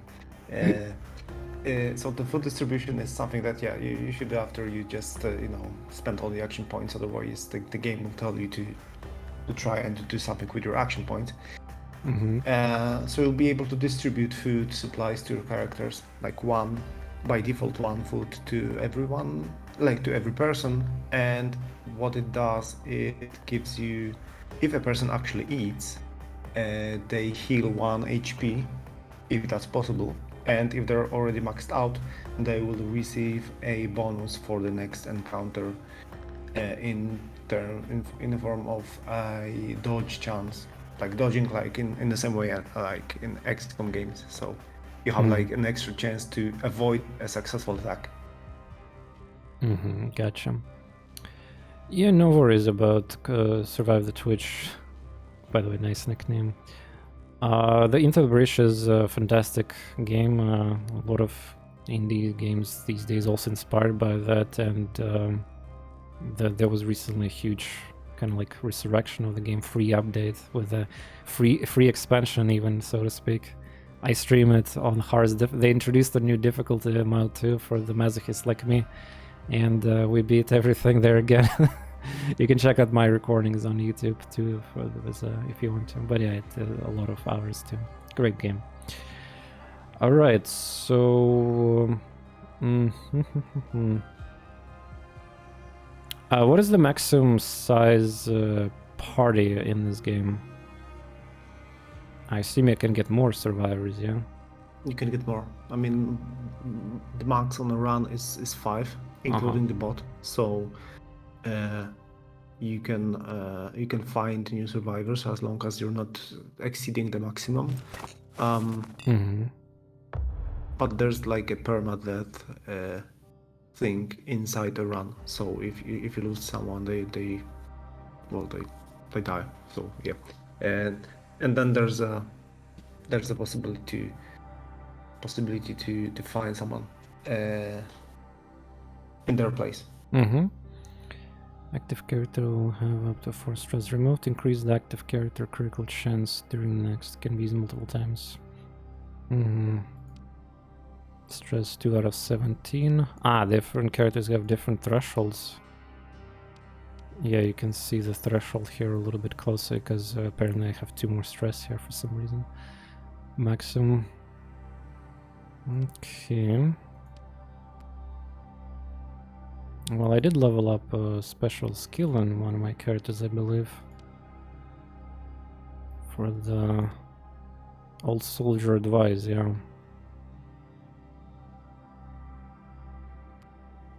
Where is this skill?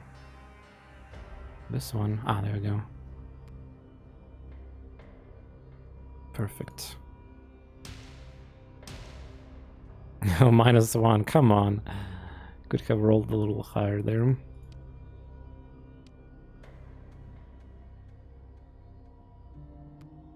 This looks amazing. Heal. Cannot heal for free, we need these supplies and everything. Shards can be used to craft grenade.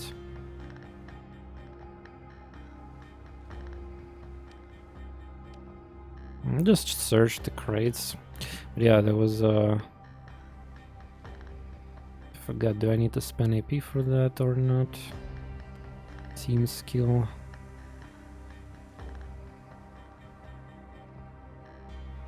Ah, you got some free ones here too.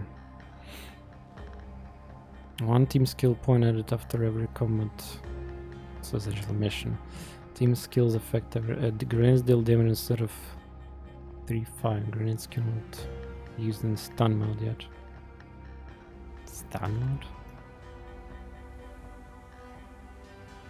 Oh, level 2 gives you stun mode. Oh. Face the danger. For every 10 enemies killed, character loses 2 stress points. Extra effort provides a free combat action that grants an extra actions to the character who uses it. Used per combat once. So this is like, well, kind of like a command. Lead officer command from XCOM Long War. Can fix your mistake if you did something wrong in the combat. But yeah, so you have a free option and then you have like unlockable if you want to.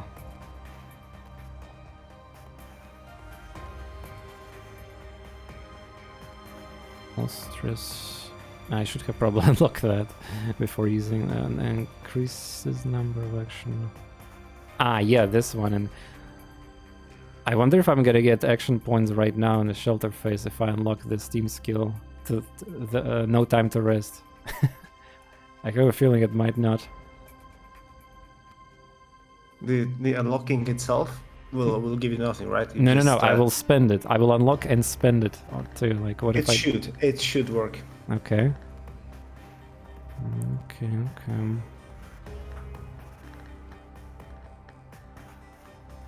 Kind of like cell capacity too.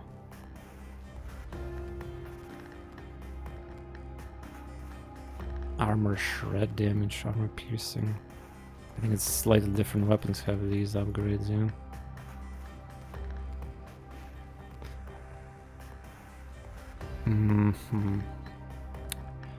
Well, I mean, I will unlock everything eventually. I guess cell capacity sounds kind of right. HP also sounds right. To unlock. Sorry, characters, I'm not unlocking you right now. Toughness. Well, this is for you know, tactics hardcore games. This is like a debatable argument. Like, just don't get hit or why level up HP. But in games like this or the pathway that I mentioned earlier, things happen, so maximum HP would be preferable too. Especially it's a new game, I don't know the scripts, like some kind of ambushes, you know, as might happen, you know, scripts as you saw in the trailer there. But yeah, Grand Mastery 2 sounds pretty good too, stun mode and a lot of damage here. Yes, I think one of my characters got negative quirk from the stress. I need to check that. But yeah, let's get the toughness, I guess, since I unlocked it. The next level will be better. Yeah, let's see my characters. Yeah, they got these bonuses, weak reflexes. I think fear of Radis. Yeah, unfortunately I got that. Like, it was such a weird timing.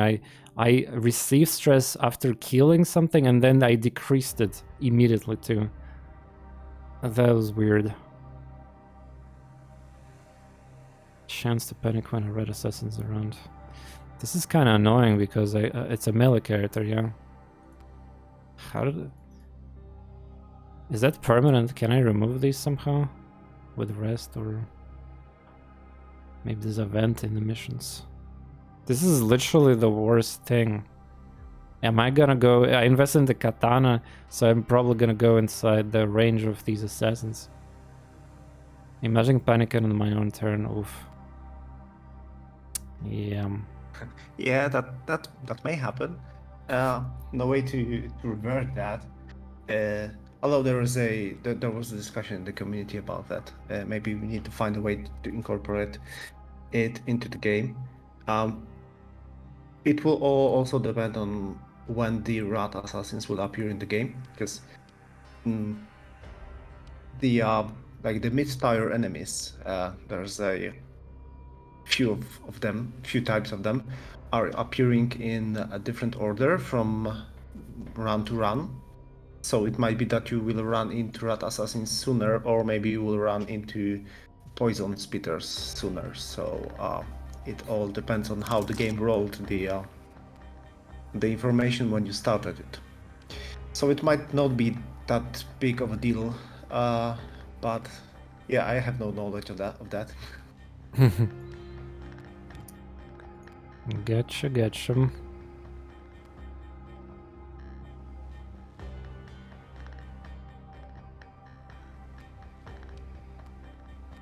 I got the plus overwatch here.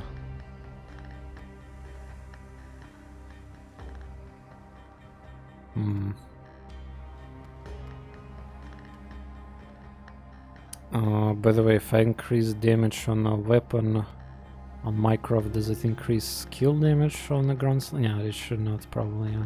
Even though it's kind of connected. It's different. Cell capacity.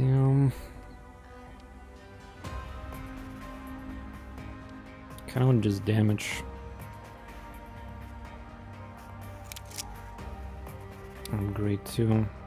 Yeah, well, once I collect more of these, I need damage and cell, clearly. That looks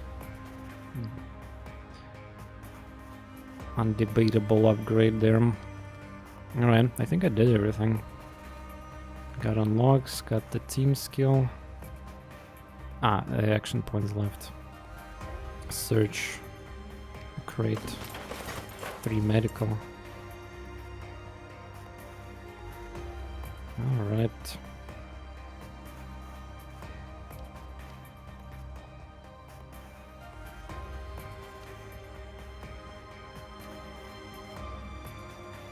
Yeah, I cannot do it once.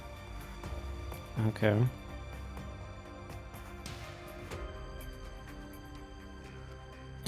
Yeah, I almost cannot even do anything, so it's kind of perfect amount of action points, so maybe it's a good thing that I didn't invest into this one. Okay, food phase. Distributed food. 2 characters with food assigned will generate 1 HP. Receive a dodge chance if they're at full HP. Yeah, alright. And then proceed to mission selection. I cannot like not assign. No, I can. So I can let's select not to feed. Okay.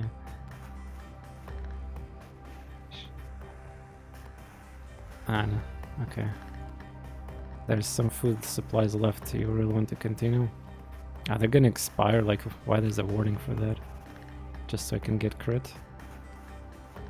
Dodge, excuse me. Yeah.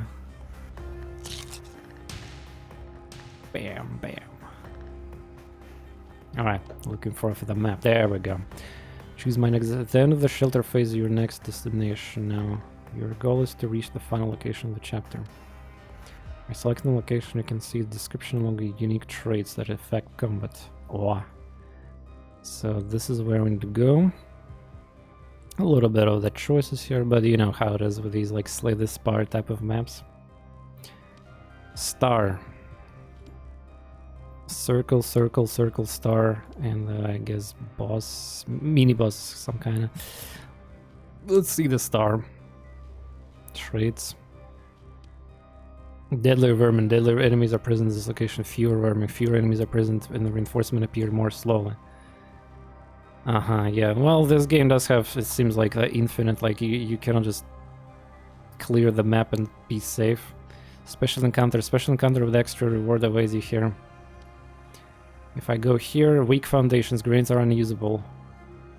Special loot, medical supplies, stash of medical supplies. No, I'm going to Star, of course. Like, we're gonna go Star. Ah, you need to distribute all combat items to your characters before starting. 2 cores.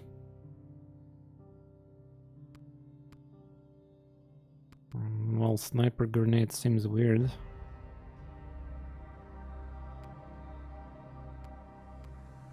Steam packs. These things too. So power core was you can only use it to open the bunker faster or immediately even or use them as a combat item, yeah. Don't think there's any other use.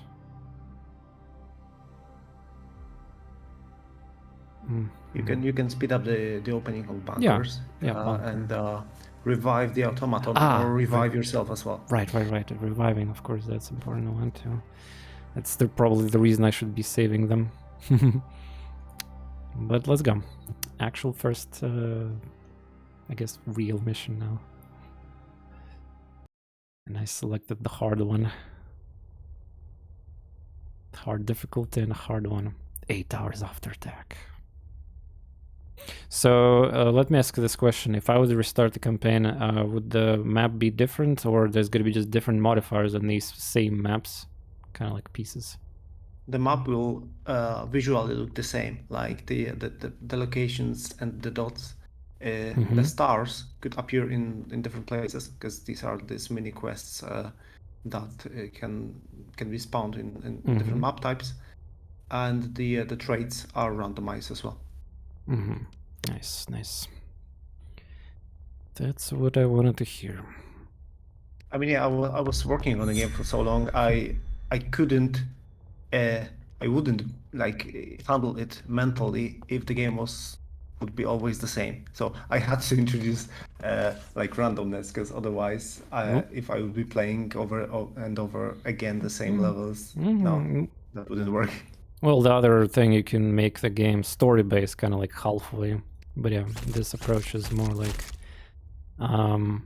gives sort of replayability, and you know, market for these games is pretty good these days too. Also, I got achievement for the complete tutorial, yay!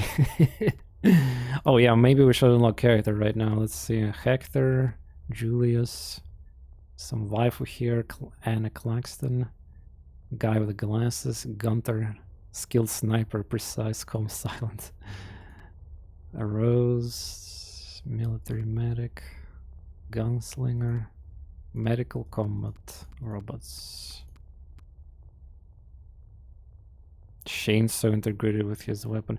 Yeah, I'm playing without the gore DLC. I definitely would like to see the gore too, but I kind of don't want to quit the game right now, honestly. Well, next time we're gonna have that installed. Fencing. Let's get the gunslinger unlock. All right. The music is ambient right now.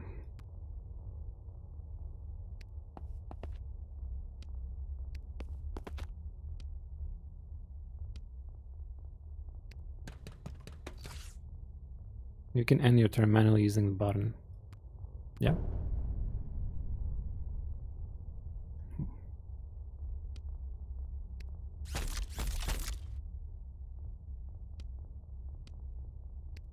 Hey, frame traps.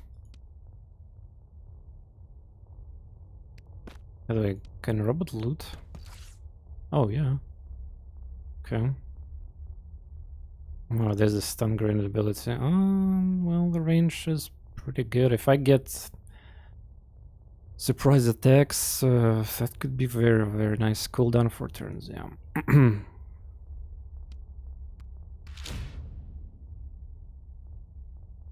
I'm gonna try to get the bonus. Oh yeah, combat tactics.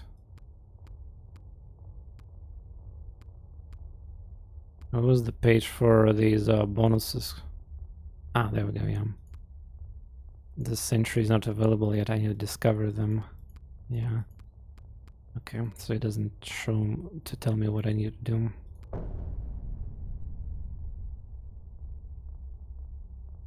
Alright, well, let's start looting.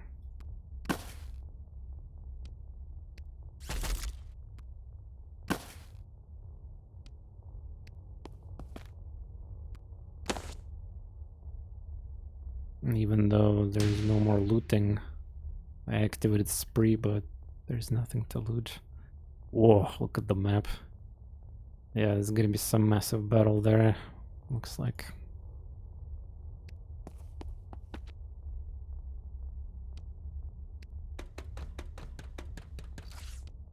Heat sound effect on the robot walking.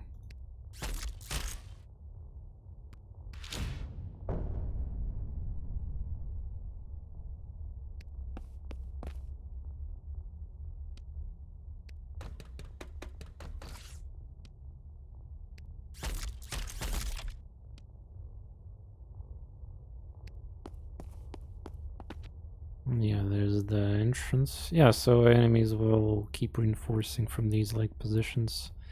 Where's my objective? There's a crate. There's the bunker. Charge.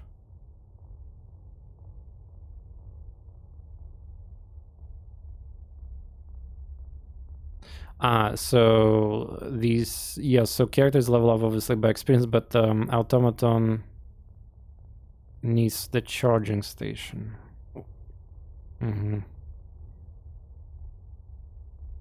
Well, there's nowhere we're skipping that, right?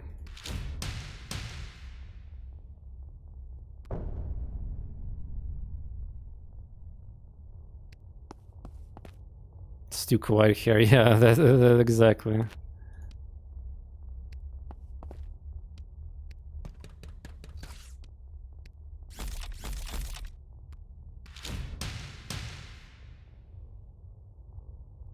The moment I go right here, script. I hold up, I recognize those scientists. Investigate. Well, I mean, it's probably part of that star thingy. Oh, by the way, I selected the map. Yeah, is there a way to check the map? There's the V. Yeah, there we go. In menu, you can go to the menu of the map. So I want to see what location traits are again. And special encounter with extra rewards, Daedler. Yeah. So there's less enemies, more Daedler, and special event.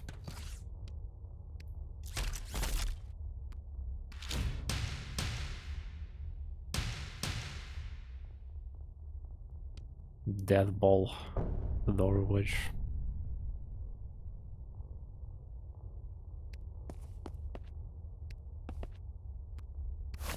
Nothing found. Oof.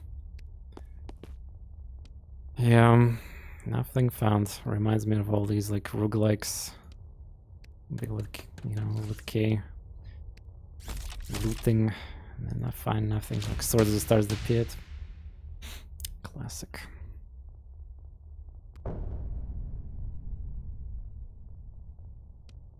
Okay, there's absolutely no cover, yeah. So if I start moving there, gotta dash or activate and bait them to us.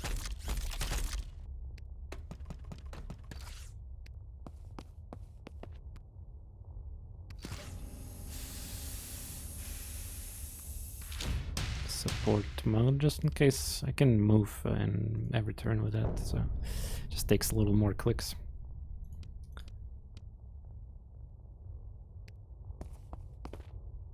Weapon support lost.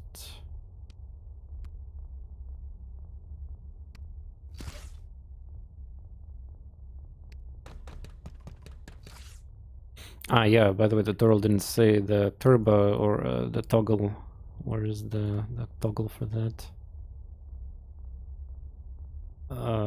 fast forward enemy eye movement. Is that the one?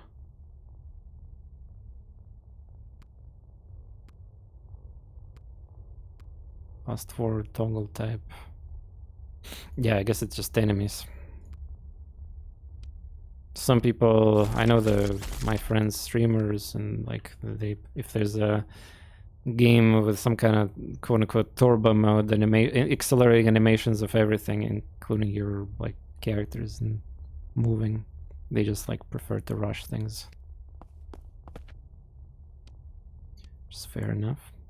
Oh no, it does have a cooldown, so I cannot activate it immediately. No. Fair enough. But yeah, chat, if you have any, right now you see the actual game here after tutorial too. If you have any questions to dev about, well, pretty much everything, go ahead. Also, a casual reminder, I have a giveaways, 5 copies of the game giveaway that is hosted on my Discord server. Instructions are very, very easy and clear, and the chance of winning is also super high. Because, well, it is high. People these days are so lazy, they cannot even like tweet or post a message in Discord channel. It's kind of depressing, honestly. But yeah, that's a discussion for a different time, because I can talk a lot about like our current society in general, what we've become. Alright, so the moment I'm gonna explore these scientists, the script is gonna happen, right? And then like a swarm. I better be ready, have some cover maybe before I touch these scientists. Enemy turn very long, this one. Interesting.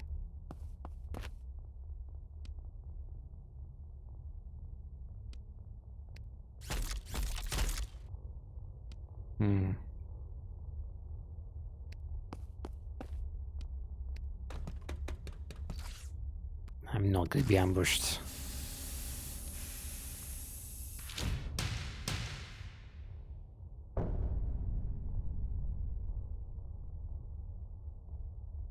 Oppa there. Oppa. Whoa, whoa, whoa, whoa, whoa. Hello, mister. That's a big one. Also, by the way, about that skill that I learned. Overwatch, yeah. Number of Overwatch action shots increased. So when I have 1 action point, how many Overwatch I'll get? 2, I guess. Overwatch X3, yeah, I guess it will. Hello.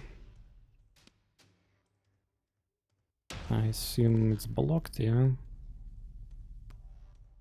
Why? My character? It goes from 0 to 50 immediately. Interesting. Yeah, got 2 armor. Wow, look at that. Is that a flamethrower? I cannot tell. Well, let's look at bad times coming.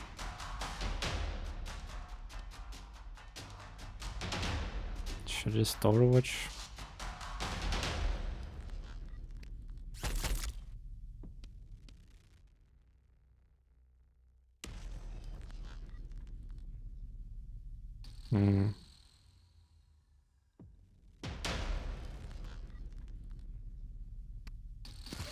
Still not sure about standing and open with the robot, but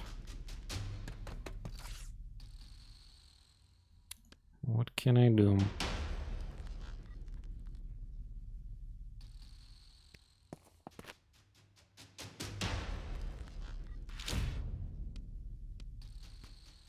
No, it says, oh, wait, so, right, I didn't move with sniper. 3 Overwatches.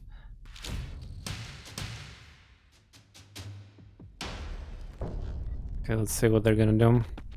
And there's more. Oh, yeah, without buff, that's... Let's go! Oh, wait, the corpses dropped something. 2 armor, no damage. Wait, this weapon does 2-5. Oh, come on, I didn't min roll.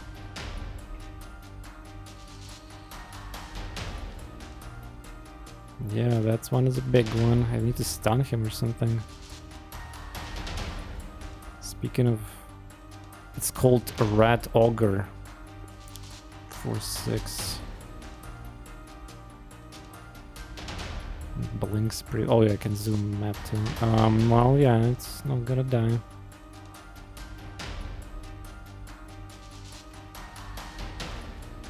First 2 katana kills refund up to 2 APM.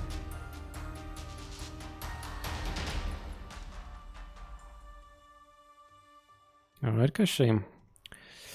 Have a good night. Alright, so I can maybe kill this for free. Ground Slam is out of range. Maybe I should fall back.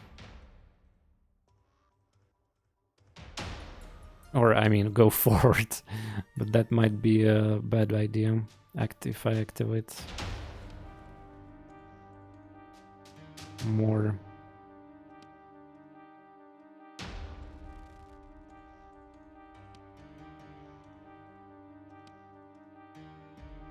I think I have stun grenade here. Also, what is these?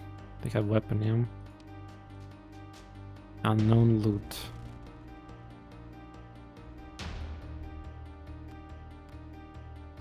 Red shotgunner, red shooter.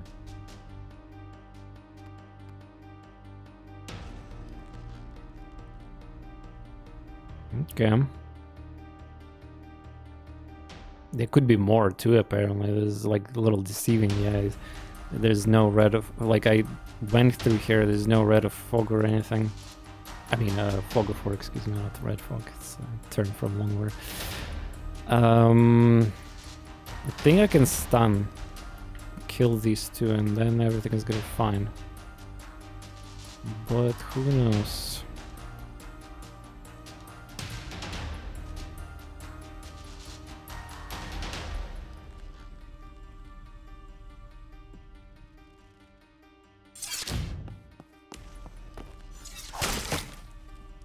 Katana combo 1 out of 2, nice.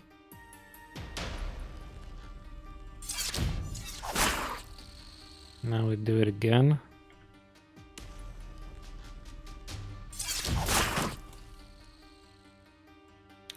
Now we can do another attack, but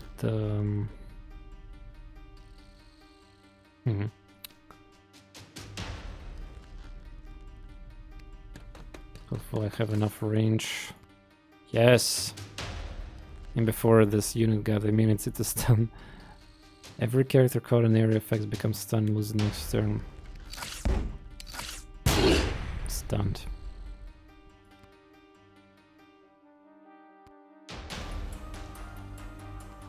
Probably need to click on these tutorials there. Alright then, there's my chance to hit. Oof.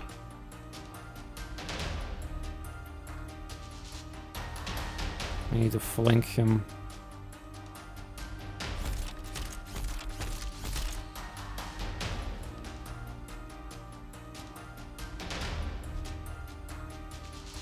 This sniper should be just overwatching. Ah, I have a hit too.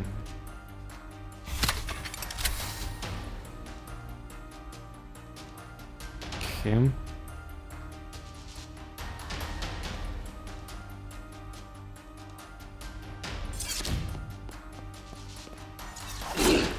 Max roll, nice. Well, he's dead. 2 slices. Yeah, without the stun grenade, I would need to maybe go forward, but that doesn't sound like a healthy idea. Okay, main roll now. Still might need to ground slam or something. Come on, 6 damage. Of course.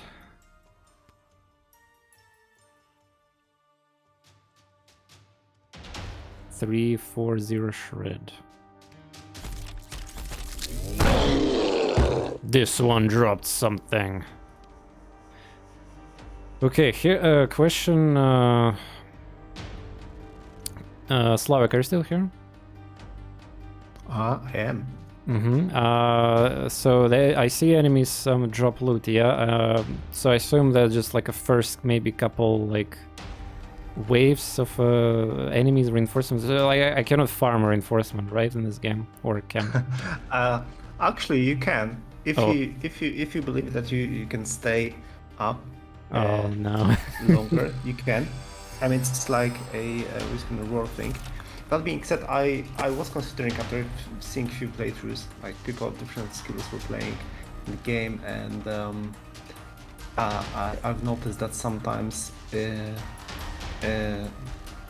when more skilled players were playing a lower level, they did manage to farm for too long. I mean, not even intentionally, but still, they were able to kill many enemies. So I might be considering doing some kind of an auto adjustment of the loot rate in such a case. Yeah, that may be a good idea because yeah, that also sparked in my brain immediately. So what if I go to the easiest option stage possible, and then where I already have like upgrades and pretty decent steam, like I would imagine I could be able to handle a lot of waves. But yeah, we'll see. Yeah.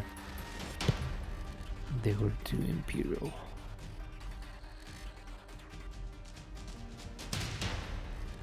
Low stress. Oh, come on. I investigated the scientist and gave me stress. Come on. Why would I do that then? There's another scientist to investigate too.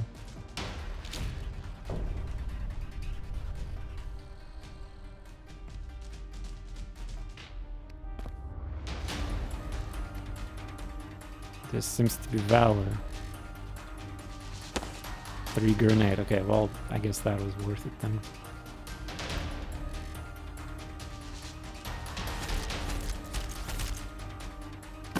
Looting spree. Wait, I thought that it's in the... Ah, it's in one turn, I believe, yeah. But yeah, first encounter with the heavy units. So far, so good. With that Overwatch perk on a sniper character, definitely like don't dash a sniper if possible, because you have 2 Overwatches for the one action essentially. It's pretty good.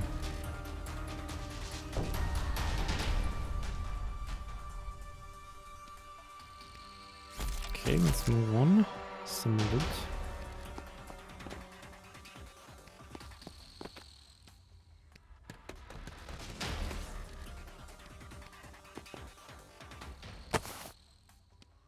Mm-hmm.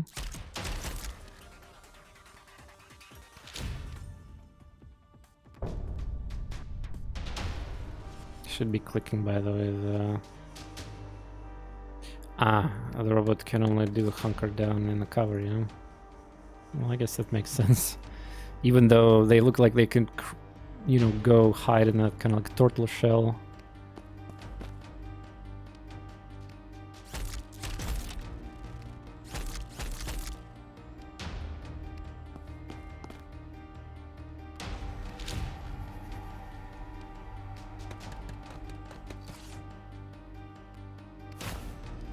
Nothing.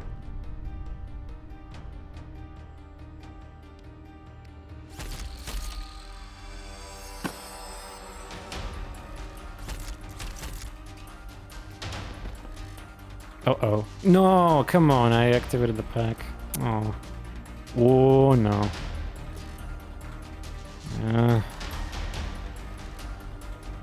There's one thing I noticed, by the way, in the game, I cannot click on enemy or I believe and see what the name of them. I can only do it when I'm previewing, like I can target them with a weapon. Is that something like kind of like a slight UI like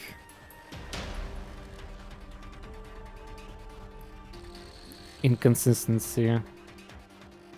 Because I would like to know whenever they have like some weapon or shooter, shotgun, whatever. Yeah, well, eventually I will recognize the type of them by just by looking at them. But still, I noticed that I need to be able to actually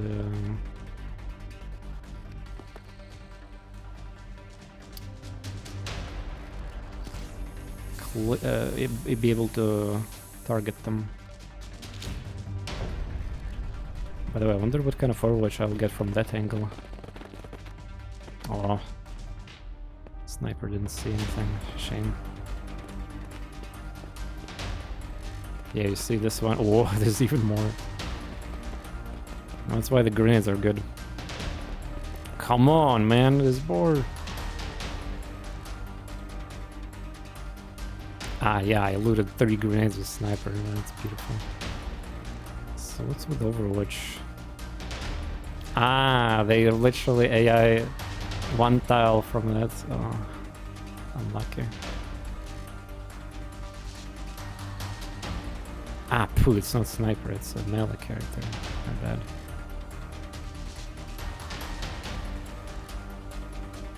Yeah, that Overwatch is here.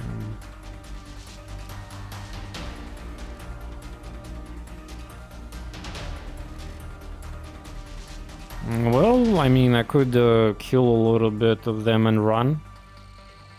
Yeah, this ability would, like, just make sure I don't miss or something like that. Yeah, 5 HP. Can dash.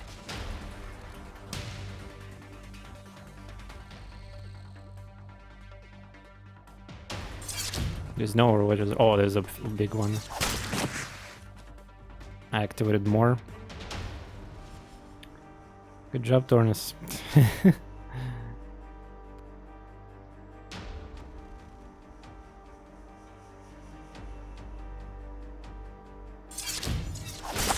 Imagine misclicking here, that would be insta death. Like if I would kill the wrong guy, I would lose my turn. Now that I'm here, I have 2 AP and I can toss a grenade.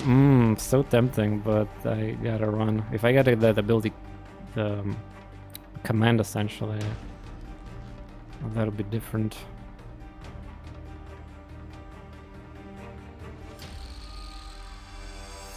Yeah, I gotta hide.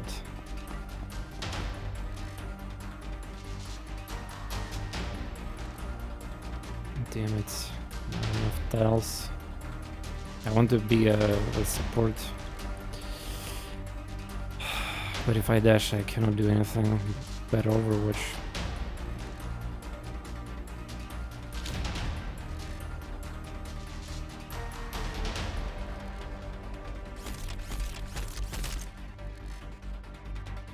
Ah, instant vented the moment you go inside there, okay. I might need to hunker down here instead. Man, the swarm is happening. Ah, the melee, yeah. Reaction through the point blank. Let's go! Sniper point blank. My venting. Ah, the weapon is vented though, yeah. Damn.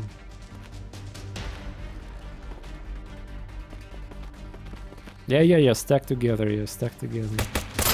Ow, ow, ow, come on! Hunker down automaton and still got hit for 2. Also, speaking of which, I kind of would, like, I know not every game have this, but I would prefer to see the percent of accuracy on enemy too. It's like, I don't know. And viewers also don't know whether I should feel XCOM or not. I mean, I kind of can get general idea based on the game, like experience of distance or weapon type or like whatever I'm kind of, but yeah, that felt like pretty bad because I wasn't conquered down mode too. Alright, we got luckily ability. I could heal Robert for once. Stun grenade. Okay, let's see. I can stun all 4 of those. Next turn we got a... Ah, Katana combo have 3 turn cooldown apparently. Okay, maybe... Ah, this is where Fusion Core Bolt probably is worth using. It's too many enemies. 3-5. Well, actually, not that much. Slovak, if you'll be playing right now, in my case, right now, what would be your option? Well, I leveled up, of course, specific things, but yeah, there's definitely stun grenade is gonna save my my battle here, I think. Quite a bit of cover on the enemy side here too, so just spam grenades. I might consider using a fusion core, although because fusion core also it has a big range and it also stuns enemies, so it would allow you to maybe disable everyone except for the shotgun rat if you just move out of cover with the character. Yeah. And target all the enemies except the one shotgunner, which is out in the open on the top, and then you will only have one enemy to deal with. That's one of the options. Well, yeah, you're running on hard, so grenades, but you would have to use 2 grenades to wipe out the you can target up to 4 enemies at once with a single grenade in their current configuration, and one of them is being armored, so yeah, it might be a good thing to use a fusion core and then just have to deal with the single shotgunner.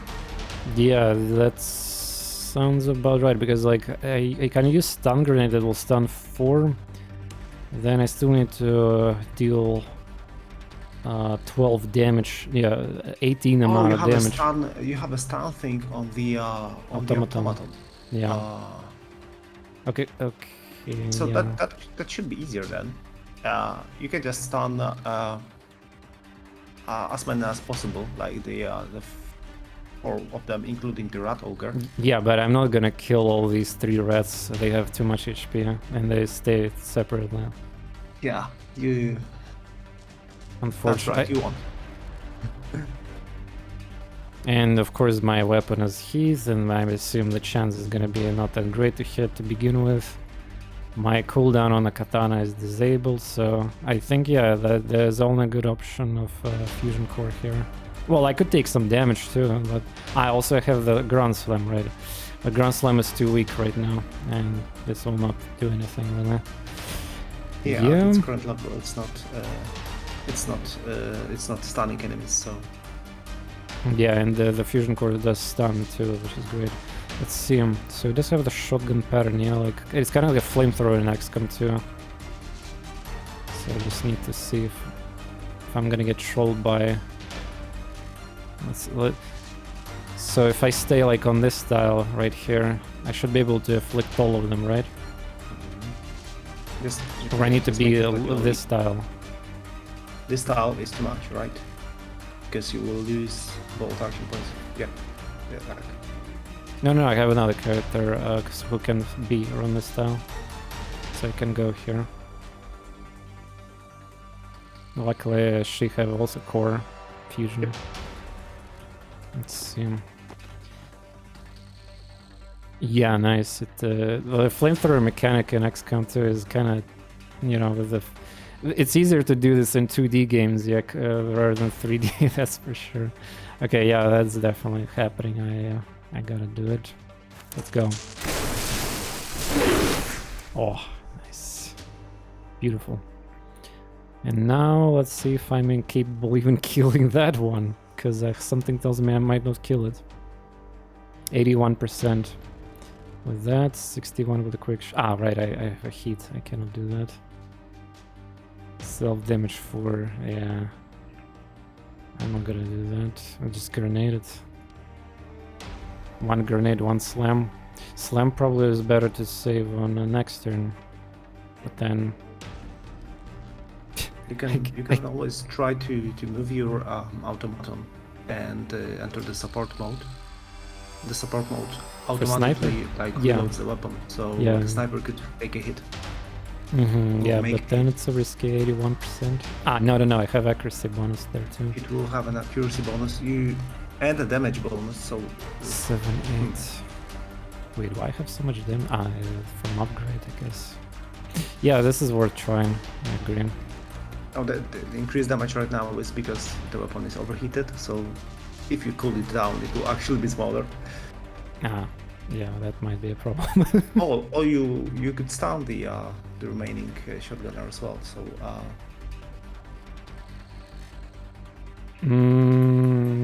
Yeah... Is that the one AP? End my turn. Well, in the worst case scenario, I will damage him and then I can toss a grenade, so that's fine, I think. Yeah, well, let's just shoot, I guess. I like that.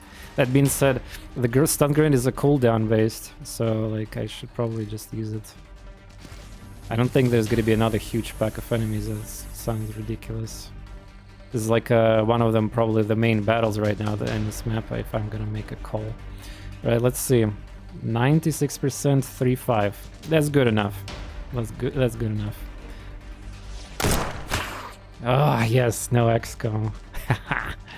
I was a little worried there for a moment. Okay. Cannot flank. Well, yeah, it looks like a grenade to me.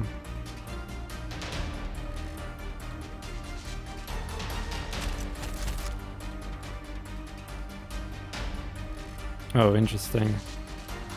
99 chance with grenades, so it can miss. Or the cursor when I select grenade, is that the shot accuracy or grenade accuracy? Cannot tell really. Also, I assume the grenade will not destroy items in this game, right? Like the looting box. Well, it's a shot accuracy, which, well, it might just be stuck, or maybe due to the options it's always displayed. The grenades always hit, they don't. Right, yeah, that's what they I... don't display. Nice, it didn't destroy anything. Okay, cool. Now, man, I wish I had that katana combo activated. Yeah, I know, Dracker. I was expecting to miss, honestly. Okay, another question. Yeah, never mind. I have the stun icon disappeared from enemies, so I can stun them again. If I don't kill all of them. Which is definitely a possibility here. If you have a slam and yes. 2 katana attacks, yeah, could be. Also, ground slam will not end your turn as well if you use only 1 action point for the movement. That is very true. Yeah, on this style, that is gonna be like that. Yeah, that's very nice because a lot of abilities in XCOM, for example, they end your turn. The automatic end your turn. Yeah, that was the thing here as well. But I did an experiment and just disabled that, and it turned out to be far better, especially with the larger number of enemies. So, yeah, I just left it here. So there's no auto and turn in many cases, so you can shoot twice and do other stuff twice.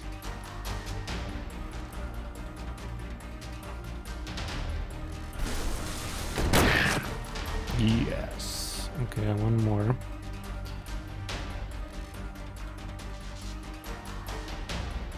No targets.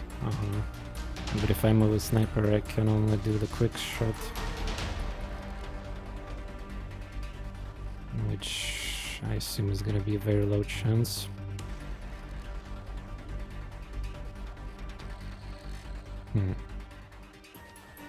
One more slash left, and then yeah, if the sniper's weakness is that basically after moving I almost cannot do anything. On this style with a buff from automaton. Well, I mean I could just stun the grenade, but I'll try to maybe get a kill here. Yes, 76 chance. No, this one is flanked, so we got a better chance. Okay, good. There we go. 1 damage. And a slice. Barely killed them without spending more grenades and essentially resources. Good. Clean kill, well done. Also I got damage bonus because I murdered a lot of things. Cute. But yeah, there might be more coming up, so... Сколько XCOM'ов оценишь? Это interesting question in the chat. How many XCOMs I would rate this game? Russian question in the chat. Maybe developer will answer that.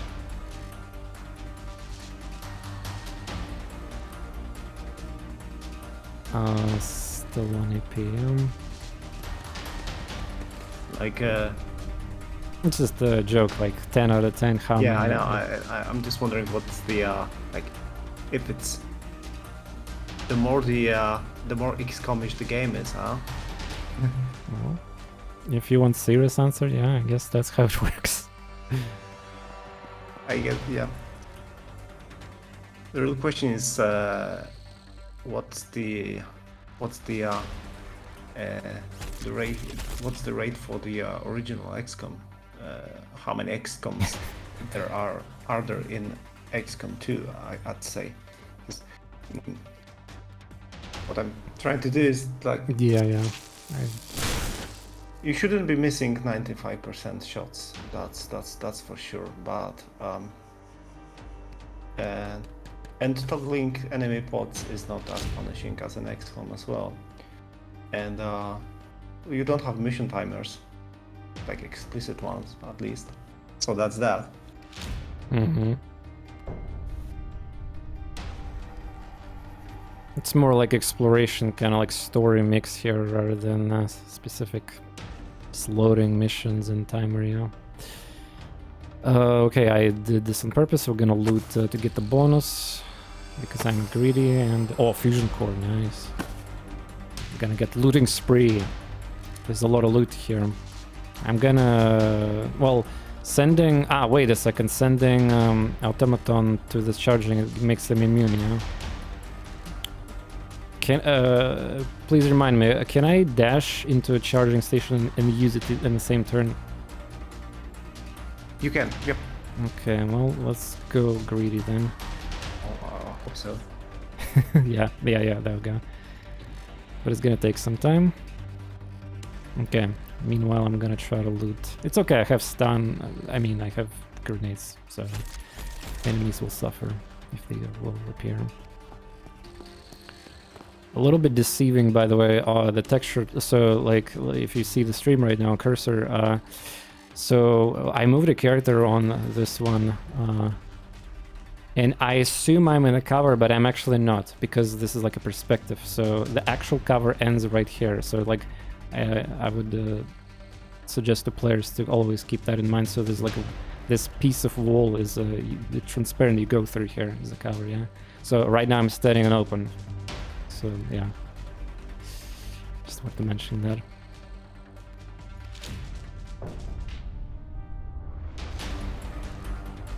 Charging. Sometimes I notice that, for example, there's 3 tiles loot. Sometimes it's actually a separate thing. Yeah. Come on, bonus. It's like it's one. It doesn't matter where you access it from. It's still the same thing. I'll be going off the microphone, but I'll stay in chat. So yeah, good job so far. You're nailing it, and I'm taking notes. So yeah, thanks for that.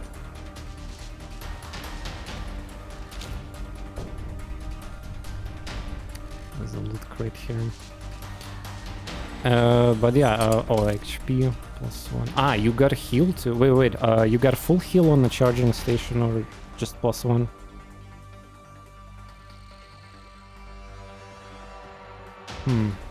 Forgot the tutorial. A full one, yeah. Yeah, that's it's really useful. So could have taken advantage of that. Purposely damage myself. It's midnight here locally for me. How's the, by the way, like, stuff happening in the background as I stream there? Maybe you need to already run away. Well, do like first day release developer things. Probably need to finish my stream too. I'm still in chat, ready to support answer stuff. Okay, gotcha. Yes, I think I, like you mentioned on the call. Yeah, like I missed like a few words. You were like, there's somebody called you business stuff, or you just gonna be doing other stuff right now?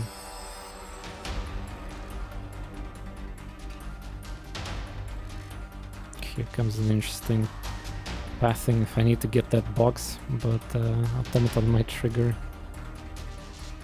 Gonna move to another room, gotcha. All right then.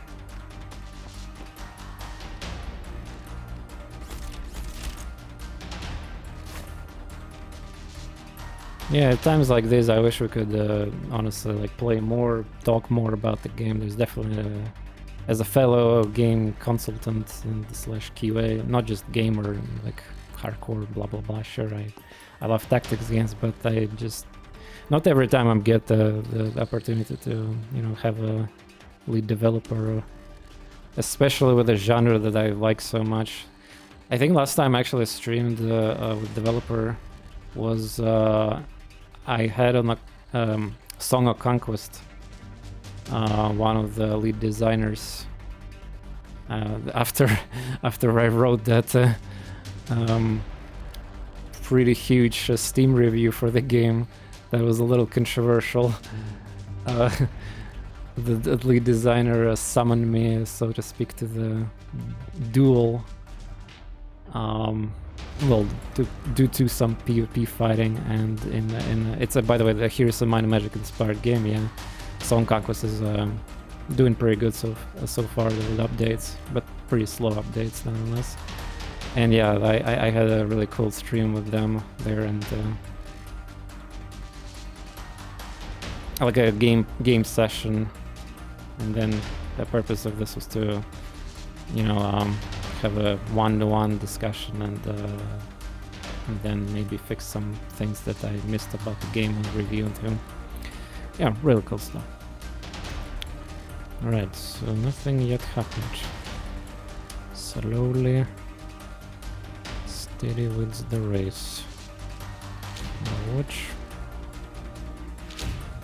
Well, from the looks of it, the enemies might appear, but they don't attack immediately, so it's... Yeah, you see I'm getting unfortunately punished right now. Okay, well, that's that. I still don't know what the big guy even does, but it looks like he have flamethrower. Alright, well... I need to go full grid mode. If I see shiny thing here, I need to open it. I need to open it. Escape to the bunker.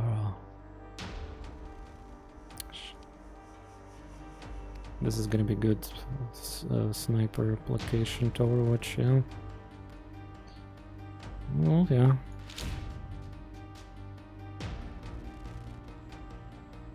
I guess I don't know the movement speed on enemies. But I don't think that's a problem, really. Speaking about visuals, I prefer the characters were more separate visually from background. Right now they're yellow and yellow.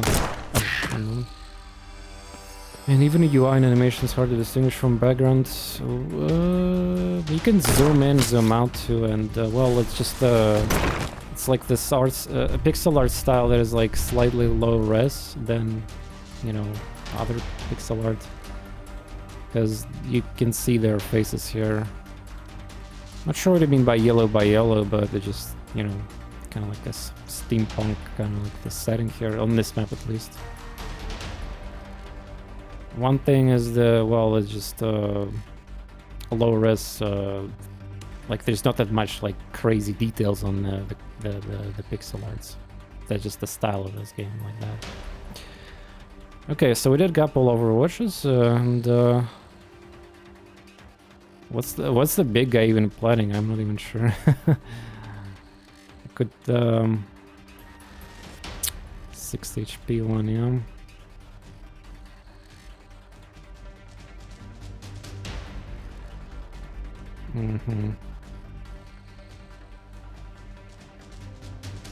Soul by town.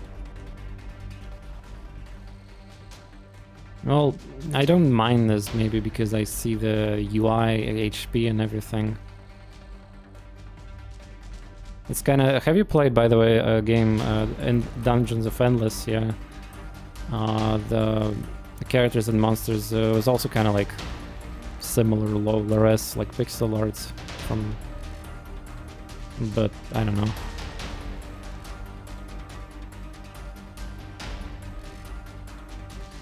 Okay, I'm thinking here. Can I stun this? No. Can I stun through the texture? Nope. I guess we're gonna see what this red does for the first time. I mean, they gotta do something too. Shotgun me or whatever, yeah. 3 Overwatches. Ah, by the way, I wonder if I can multiple Overwatch on the same target. Well, either way, I can Overwatch camp here.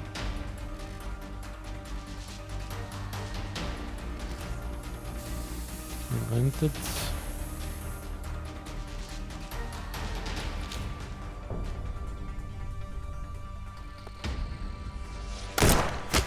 Nice damage. Yeah, different characters shooting. Okay. Alright, well, we can take advantage of that. The big guy is lost supply crate. Upgrade part. Yeah, we need to activate the timer for the bunker. Or we ignore the loot and just complete the mission. I can activate it. Should have dashed.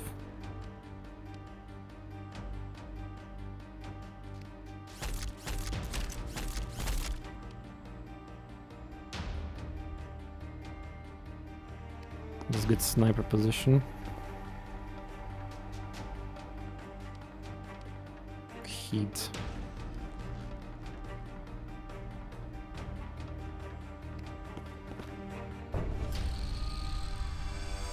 Might go after the robot. I know. Dash into cover, yeah. I wonder, because this enemy is actually present, there will be no more reinforcements. I have a feeling we might stroke a bit of luck thanks to that. Let's activate this. Oh, I cannot. Oh man, 1 tile from that. Okay, so I can loot, activate this, but I cannot activate the bunker thing. I think it's because it costs AP too, yeah. Well, next turn I'm gonna stun him. Could have looted this, but we can do it later. Yeah, 3 Overwatches, by the way, is excessive because I will overheat my gun. Pretty sure it's dash. Main roll, I believe. Yeah, and 3-4. Okay, so now we can stun. Yeah, there it is. Breach. KP cost 1. Ah, it says evac open in 5 turns right here. Yeah, okay. Fully charge. Well, I mean, by the looks of it, they can only appear from here. So we covered that.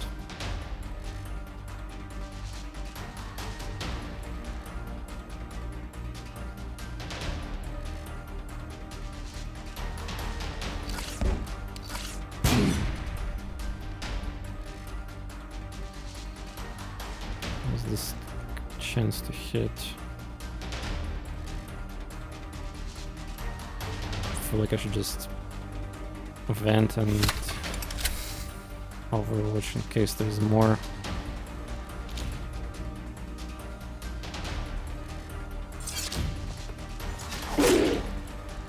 Give me that. Yeah, sharpening blade is really good upgrade for the mission. Preparation phase.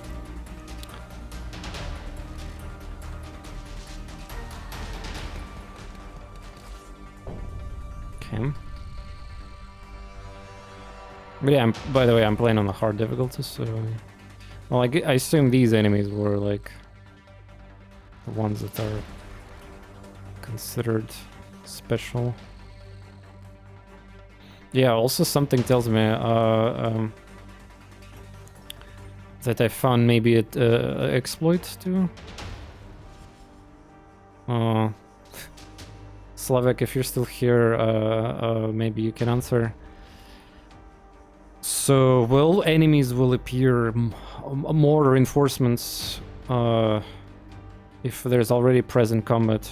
Because I feel like there should be, like I activated the bunker thing, yeah, there should be more reinforcement already, but because I purposely don't kill this guy, or I couldn't kill him, there's some kind of delay of reinforcements.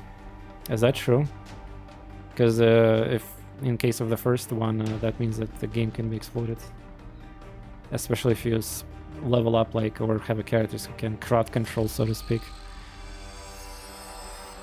Well, like maybe it's bad because you're like not looting, like there could be less loot, less experience or something.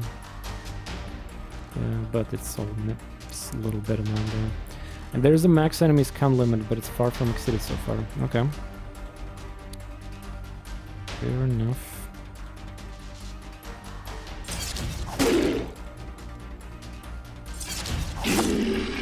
Seven. Well, that was a crit. That was a crit, yeah, I believe. That was a crit. Less vermin modifier. Yeah, less vermin, more stronger, and well, yeah. Okay. Can vent sniper. Yeah, either you need like a battery thing or the support. Oh, there we go. They come. Oh, look at this. There's a kamikaze bomb. Opa. Look, no. Look at this. I kill the guy and instantly I got more enemies. I don't know. So yeah, isn't this enemy will detonate if I toss a grenade there, I wonder. I have a bad feeling about this. A red bomber. Coincidence. Hopefully.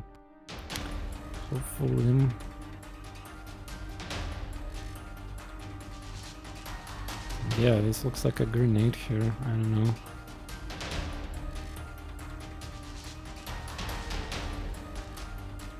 Don't melee it. It will detonate, I mean, I just want to see whenever a grenade will proc explosion. That'll be too easy if it does that though. Yeah, well, I got lucky, I killed some red there, but it does not. By the way, Wasteland 3 enemy too, like explosive dogos or... Ah, no, there was a pigs, I think, with explosion dynamite attached to them in Wasteland 3. Yeah. I can melee it, but yeah, I'm not gonna do that just yet. I wonder what is their range. 0%. I'm gonna play safe. Gonna play safe.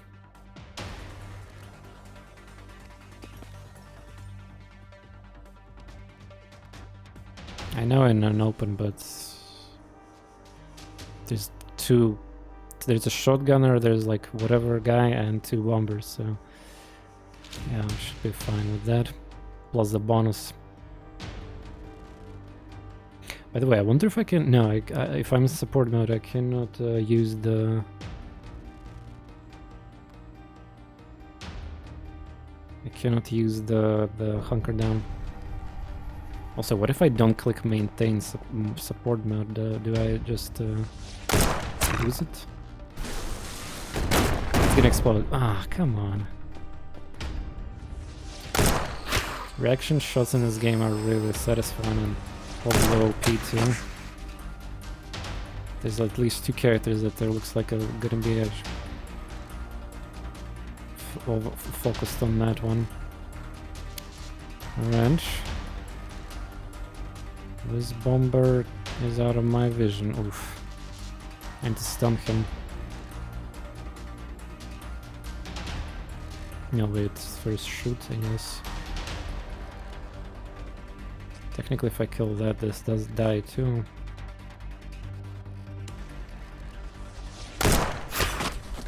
Okay.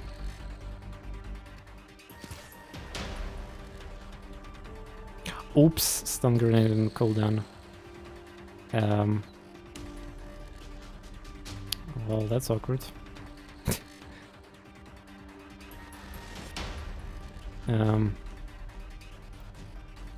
I don't know the range of this thing.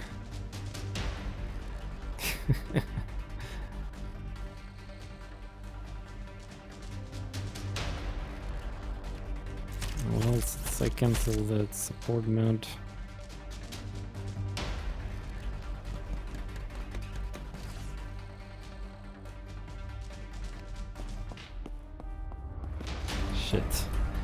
Well, again, the one Overwatch would not kill this thing, yeah?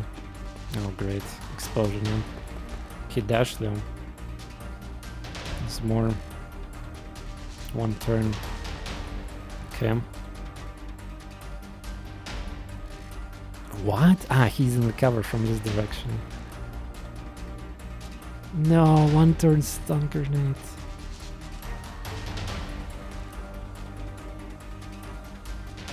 Maybe I should set up Overwatch trap.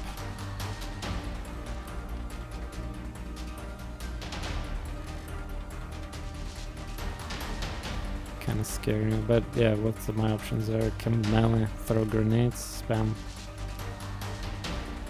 I guess I could. How much I value my life.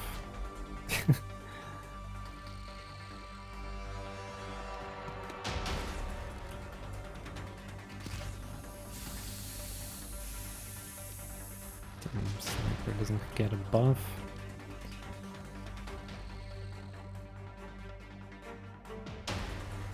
By the way, why does the preview says, check this out. Grenade preview says that it's gonna be 6 damage maximum, but the reality grenade is 3.5. That could be the first visual bug I found today. Like it's blinking. In XCOM, by the way, it blinks the minimum damage. But in this game, it seems blinks the highest damage, so it's kind of like tries to give you a false reassurance. Yeah, it's 6 peeps of HP blinks there.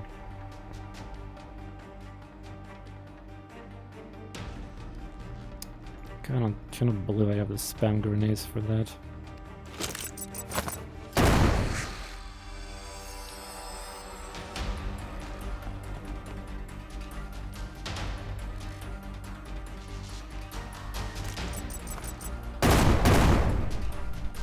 Anybody? Better that than dead. Oh, these are fast ones.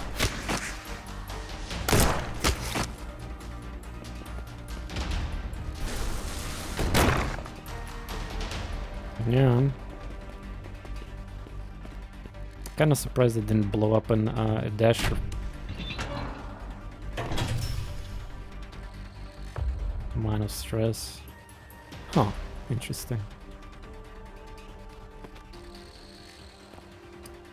Let's go.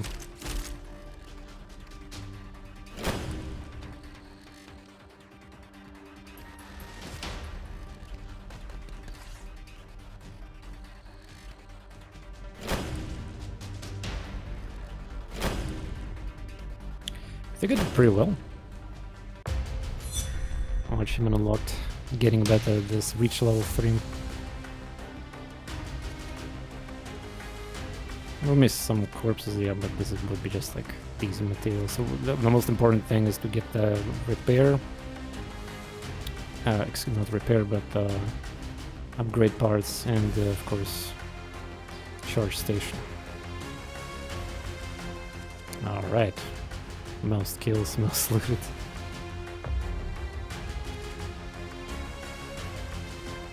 Cooldown 3, and yeah, I freaking love stun grenades. Gonna keep upgrading that.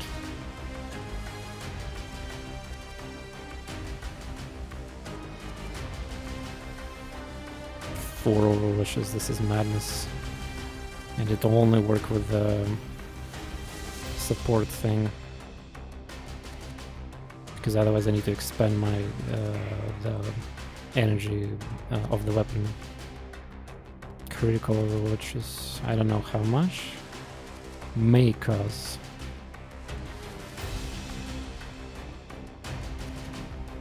You will receive to hit.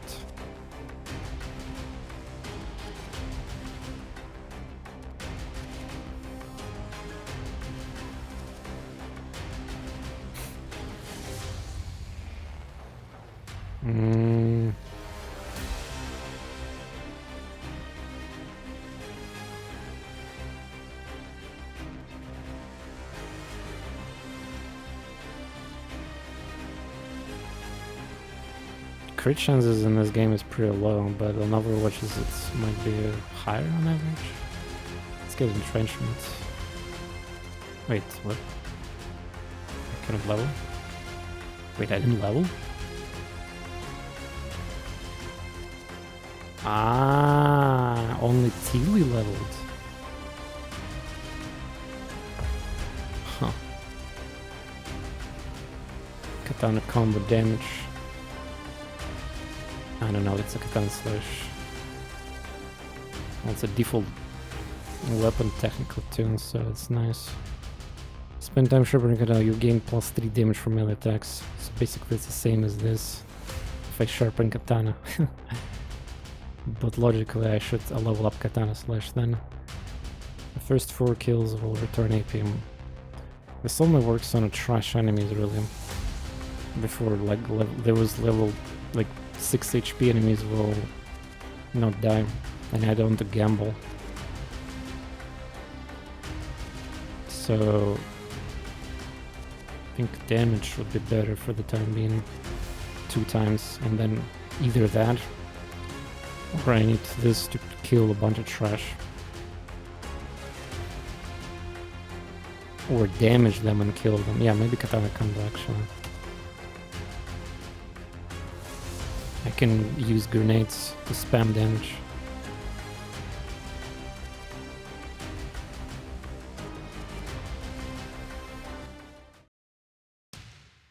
Okay. The war will never end. I wonder if I can say go to the save and exit. Okay, so I can, during each phase, I can probably save. What is the next map? Oh, spoiler. I can click any less loot is present. So I can preview a map. Vermin seems to use this mineshaft to store crystal shards. We might be able to slow down their progress by detonating them. This will allow you to remove 1 active event. Active event of what? Final boss or...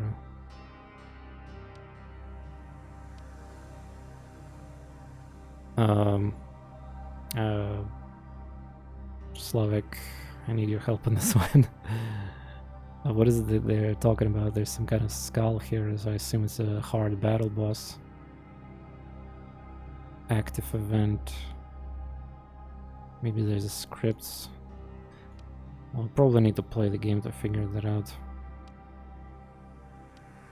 Maybe it's like a dark event, kind of like XCOM dark event, modified global during the progress of campaign. Yeah, I have a feeling it could be like the game will get harder the next chapters too or something.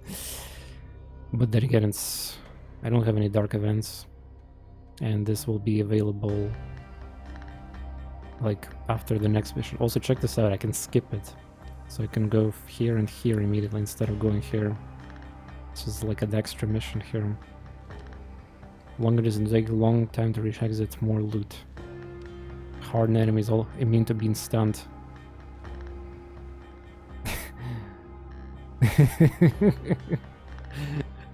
Why would I go to this place? There's literally no positives. No.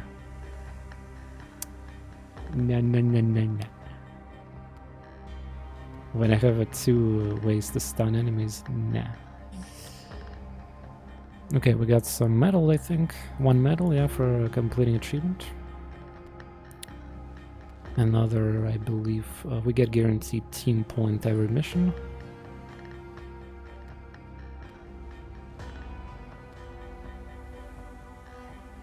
Yeah, Grenade Mastery sounds like a great upgrade too.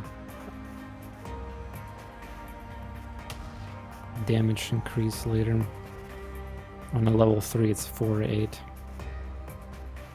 I don't know if Shred is increasing, but yeah, that's already here at around 4 hours. Absolutely having a blast. But it's midnight here locally, and I want to fix my sleep schedule a little bit after last spell streams too. So I'll have to call it. Plus, it's a sponsored stream. Yes, I was actually supposed to stream for like 2 hours, but you know me, especially when these type of games, 2 hours not enough. I'm gonna go for more. And yeah, Shardpunk, Verminfall. Here we go.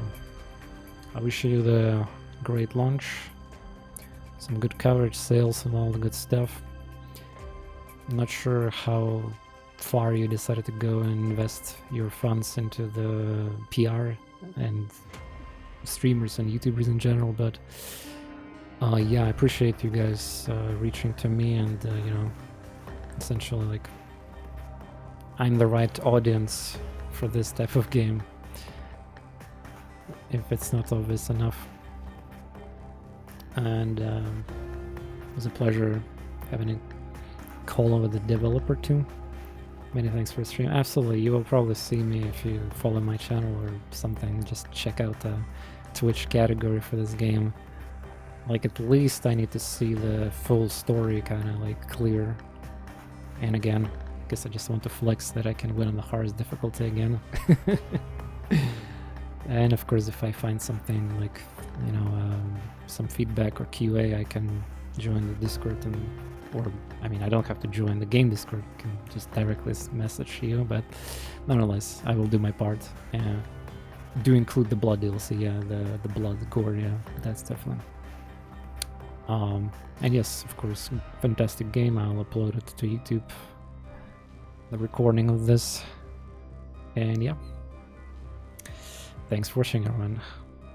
Just a reminder, there's 5 giveaways for this game in my Discord. Final warning for that one. So you don't have to spend money on this. It's a high chance to win. But if you feel like not winning, I just need to just buy now. Don't need to wait for giveaway and support the devs.